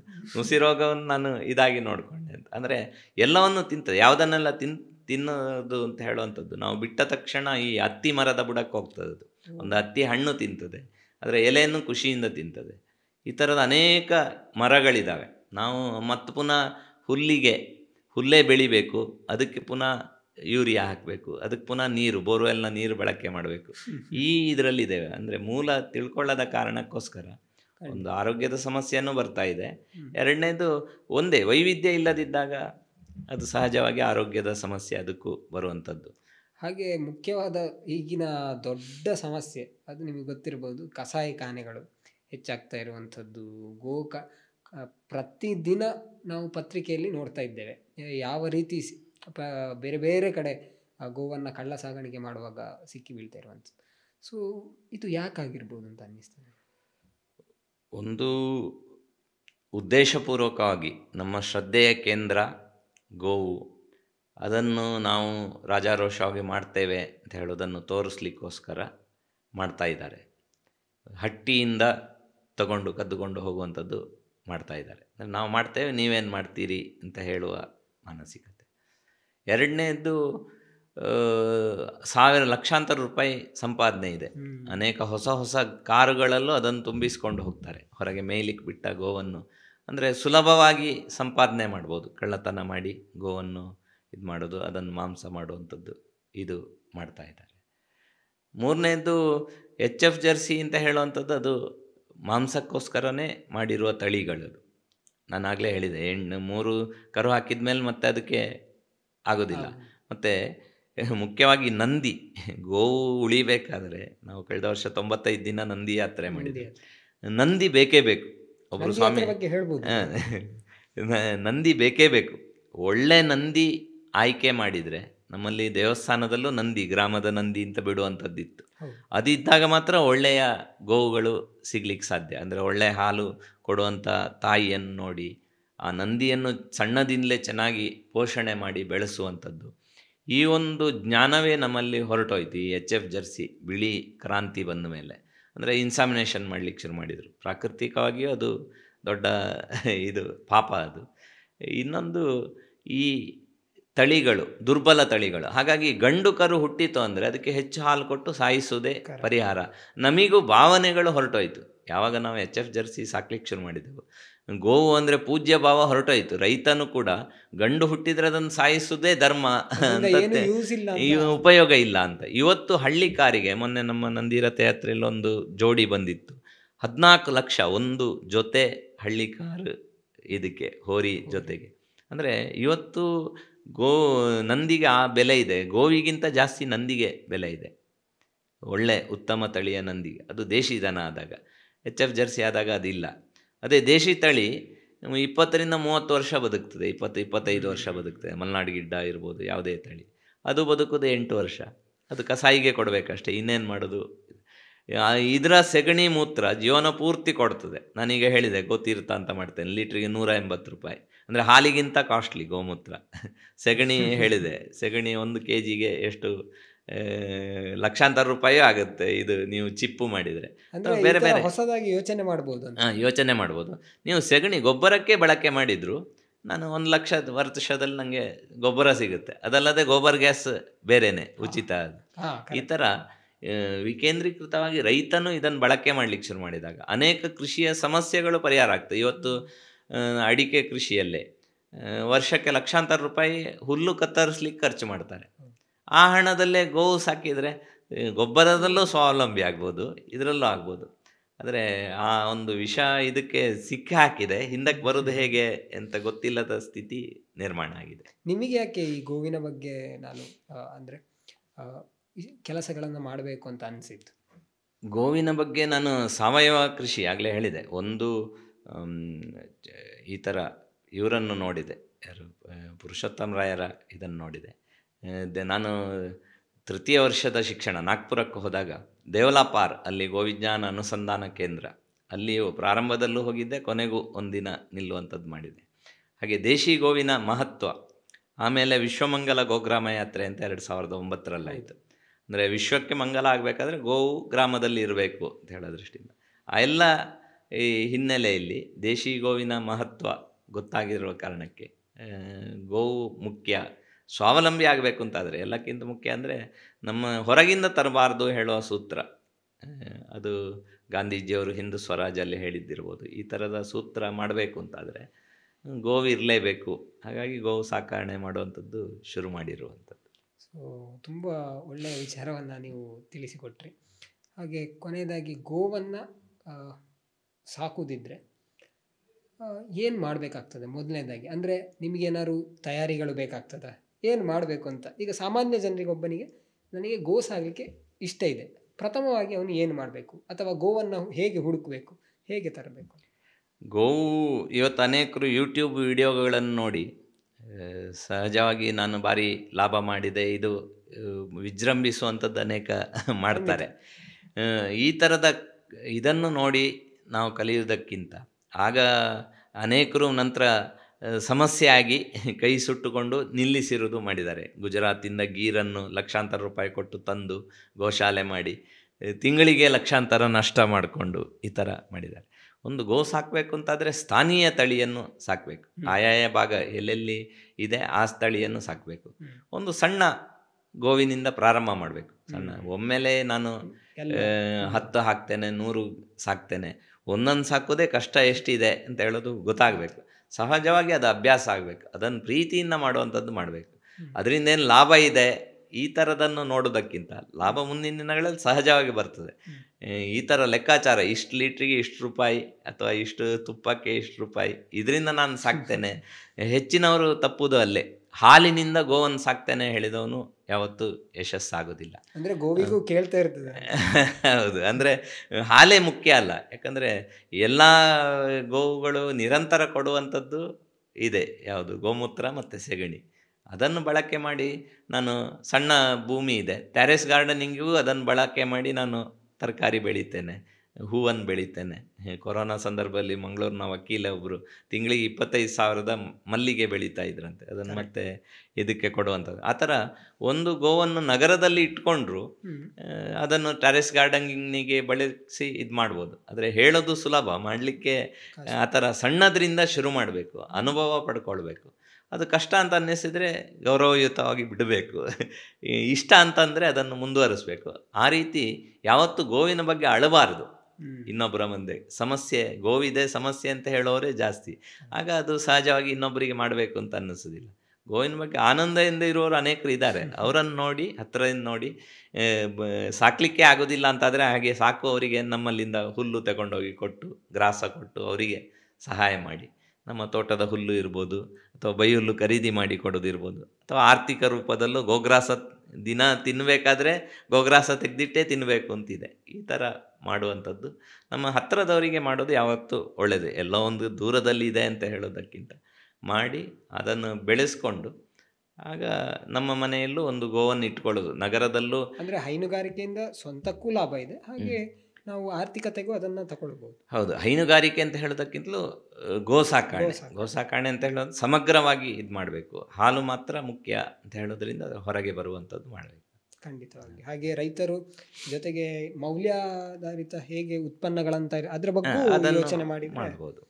ಈಗ ಗೋವು ಮರಣ ಹೊಂದಿದ ಮೇಲೆ ಕೂಡ ಅದನ್ನು ಸಮಾಧಿ ಮಾಡ್ತಾಯಿದ್ರು, ಯಾವುದೋ ತೆಂಗಿನ ಮರದ ಬುಡಕ್ಕೆ ಎಲ್ಲ. ಈಗ ಅದನ್ನು ದ್ರವ ರೂಪದ ಗೋನಂದ ಜಲ ಅಂತ ನಾನು ಕಳೆದ 2017ರಿಂದ ಮಾಡ್ತಾ ಇದ್ದೇನೆ. ಈಗ ಅದು ಎಲೆ ಚುಕ್ಕಿ ರೋಗ ಇರ್ಬೋದು, ಮಣ್ಣಿನ ಈ ರೀತಿಯ ಸಮಸ್ಯೆಗಳಿಗೆಲ್ಲ, ಮಣ್ಣಿನ ಫಲವತ್ತತೆ, ಸೂಕ್ಷ್ಮಜೀವಿಗಳಿಗೆ ಅದು ಆಹಾರ. ಈ ಥರ ಒಂದು ಗೋವು ಮರಣ ಹೊಂದಿದ್ರೂ ಇವತ್ತು ಲಕ್ಷಾಂತರ ರೂಪಾಯಿ ಅದರಿಂದ ಪಡ್ಕೊಳ್ಳುವಂಥದ್ದು ಅನೇಕ ರೈತರು ಪ್ರಾರಂಭ ಮಾಡಿದ್ದಾರೆ, ಬಳಕೆ ಮಾಡ್ತಾರೆ. ಒಂದು ನಾನು ರೈತ ಆಗಿ ನನ್ನ ಮನೆಗೆ ನಾನು ಶುರು ಮಾಡಿದ್ದ ಹಾಗೆ ನನ್ನ ಕೃಷಿ ಭೂಮಿಗೆ ಹಾಕಲಿಕ್ಕೆ ಅಂತ ಶುರು ಮಾಡಿದ್ದು. ಈಗ ಅನೇಕರು ಕೇಳ್ತಾರೆ, ಅವರಿಗೆ ಕೊಡುವಂಥದ್ದು ಮಾಡಲಿಕ್ಕೆ ಆಗ್ತಾ ಇದೆ. ಹಾಗಾಗಿ ಮರಣ ಹೊಂದಿದ ಮೇಲೂ ಲಕ್ಷಾಂತರ ರೂಪಾಯಿ, ಜೀವಂತ ಇದ್ದಾಗಲೂ ಲಕ್ಷಾಂತರ ರೂಪಾಯಿ ಕೊಡುವಂಥದ್ದು ಗೋವು ಮಾಡ್ತದೆ. ಹಾಗೆ ಪ್ರತಿಯೊಬ್ಬರು ಕೂಡ ಗೋಮೂತ್ರವನ್ನು ತಗೊಳ್ಳೋದು ಉತ್ತಮ ಅಂತ ಅನ್ನಿಸ್ತದೆ. ಅಂದರೆ ಕೆಲವು ಕಡೆ ಕೇಳ್ತಾ ಇದ್ದೆ, ಕ್ಯಾನ್ಸರ್ಗಳು ಕೂಡ ಗುಣ ಆಗಿದೆ ಅಂತ. ಹೌದು. ಅಂದರೆ ಔಷಧಿಯಾಗಿ ತಗೊಳ್ಳುವಾಗ ತಜ್ಞ ವೈದ್ಯರಿಂದ, ಅಂದರೆ ನಾಟಿ ವೈದ್ಯರು ಇರ್ಬೋದು ಅಥವಾ ಈ ಥರ ಶಿಕ್ಷಣ ಪಡೆದ ವೈದ್ಯರಿಂದ ತಗೊಳ್ಳೋದು ಯಾವತ್ತೂ ಒಳ್ಳೆಯದು. ಯಾಕಂದರೆ ಅದು ಉಷ್ಣ ಪ್ರಕೃತಿ, ಈ ಥರ ತ್ರಿದೋಷಗಳನ್ನು ಇದು ಮಾಡುವಂಥದ್ದು ಇದೆ. ಯಾರು ಹೇಳ್ತಾರೆ ಅಂತ ತಗೊಂಡು ಬಿಡ್ತಾರೆ. ಹೌದು, ಸಮಸ್ಯೆ ಆಗ್ತದೆ. ಕಾಲು ಒಡೆಯುವಂಥದ್ದು, ಇದು ಸಮಸ್ಯೆಗಳು, ಆರೋಗ್ಯದ ಸಮಸ್ಯೆ ಬರ್ತದೆ. ಹಿಂದೆ ಎಲ್ಲ ಇದು ಹಾಲು ಕರೆಯುವಾಗಲೇ ಒಂದು ಮೂತ್ರ ಅದು ಮಾಡಿತ್ತು ಅಂತಾದರೆ ಕೈಯಲ್ಲಿ ತೀರ್ಥದ ರೀತಿ ಕುಡಿತಾ ಇದ್ರು, ಅಂದರೆ ನೇರ. ಈ ಥರ ಈಗ ಅರ್ಕ, ಆಯುರ್ವೇದದಲ್ಲಿ ಅರ್ಕ ಅಂತ ಹೇಳುವಂಥದ್ದು ಇಲ್ಲ, ನೇರ ಗೋವುಗಳೇ ಎಲ್ಲ ಮನೆಯಲ್ಲಿ ಇತ್ತು. ಹಾಗೆ ಔಷಧಿಯಾಗಿ ಮಾಡುವಾಗ ವೈದ್ಯರ ಸಲಹೆ ತಗೊಂಡು ಮಾಡೋದು ಯಾವಾಗಲೂ ಸೂಕ್ತ ಅಂತ ಅನ್ನಿಸ್ತದೆ. ಸೊ ಸಾಕಷ್ಟು ವಿಚಾರಗಳನ್ನು ನೀವು ತಿಳಿಸಿಕೊಟ್ರಿ ಗೋವಿನ ಬಗ್ಗೆ. ಹಾಗಾಗಿ ಬಹುಶಃ ಈ ಪಾಡ್ಕಾಸ್ಟಿಂದ ಇನ್ನಷ್ಟು ಗೋವುಗಳ ಸಂಖ್ಯೆ ಹೆಚ್ಚಾಗಲಿ ಅಂತ ಹೇಳುವಂಥದ್ದು, ಅಂದರೆ ಮನೆಯಲ್ಲಿ ಪ್ರತಿಯೊಬ್ಬರು ಸಾಕಿದರೆ ನನಗನ್ನಿಸ್ತದೆ ಅದರಿಂದ ಪ್ರತಿಯೊಂದು ವಿಚಾರದಲ್ಲೂ ಲಾಭವೇ. ಹಾಗೆ ಅವುಗಳಿದ್ದರೆ ಒಂದು ರೀತಿಯಲ್ಲಿ ಸಂತೋಷ, ನೆಮ್ಮದಿ ಅಂತ ಹೇಳುವಂಥದ್ದು ಬಂದೇ ಬರ್ತದೆ ಅಂತ ಹೇಳೋದು ನನ್ನ ಅಭಿಪ್ರಾಯ. ಯಾಕಂತ ಹೇಳಿದ್ರೆ ನಮ್ಮ ಮನೆಯಲ್ಲೂ ದನಗಳನ್ನು ನಾವು ಸಾಕಿ ತುಂಬ ವರ್ಷ ಆಯಿತು, ಆದರೆ ಆ ಒಂದು ಖುಷಿಯೇ ಬೇರೆ. ಅವುಗಳ ಆ ಒಂದು ಶಬ್ದವನ್ನು ಕೇಳ್ತಾ ಇರುವಂಥದ್ದು, ಹಾಗೆ ಪ್ರತಿಯೊಂದು ಕೂಡ ಅದು ಬಹಳ ಸಂತೋಷವಾಗಿರುವಂಥದ್ದು. ಅದು ನಿಮಗೂ ಕೂಡ ಅನುಭವ ಆಗಿರ್ತದೆ. ಹಾಗೆ ಪ್ರತಿಯೊಬ್ಬರು ಕೂಡ ಗೋವನ್ನು ಸಾಕಲಿ ಅಂತ ಹೇಳುವಂಥದ್ದೇ ಇದರ ಆಶಯ ಸರ್. ಸೊ ಕಾರ್ಯಕ್ರಮಕ್ಕೆ ಇಷ್ಟೊತ್ತು ಬಂದು ಗೋ ಆಧಾರಿತ ಕೃಷಿ ಬಗ್ಗೆ, ಗೋವಿಂದ ಏನೆಲ್ಲ ನಾವು ಸಹಾಯ ಆಗ್ತದೆ, ಹಾಗೆ ಹೇಗೆ ಗೋ ಆಧಾರಿತ ಕೃಷಿಯನ್ನು ಮಾಡ್ಬೋದು, ಇದರ ಬಗ್ಗೆ ಎಲ್ಲ ನಮಗೆ ಮಾಹಿತಿಯನ್ನು ತಿಳಿಸಿಕೊಟ್ಟಿದ್ದೀರಿ. ಸೊ ಧನ್ಯವಾದಗಳು ಸರ್. ನಮಸ್ತೆ. ನಮಸ್ತೆ.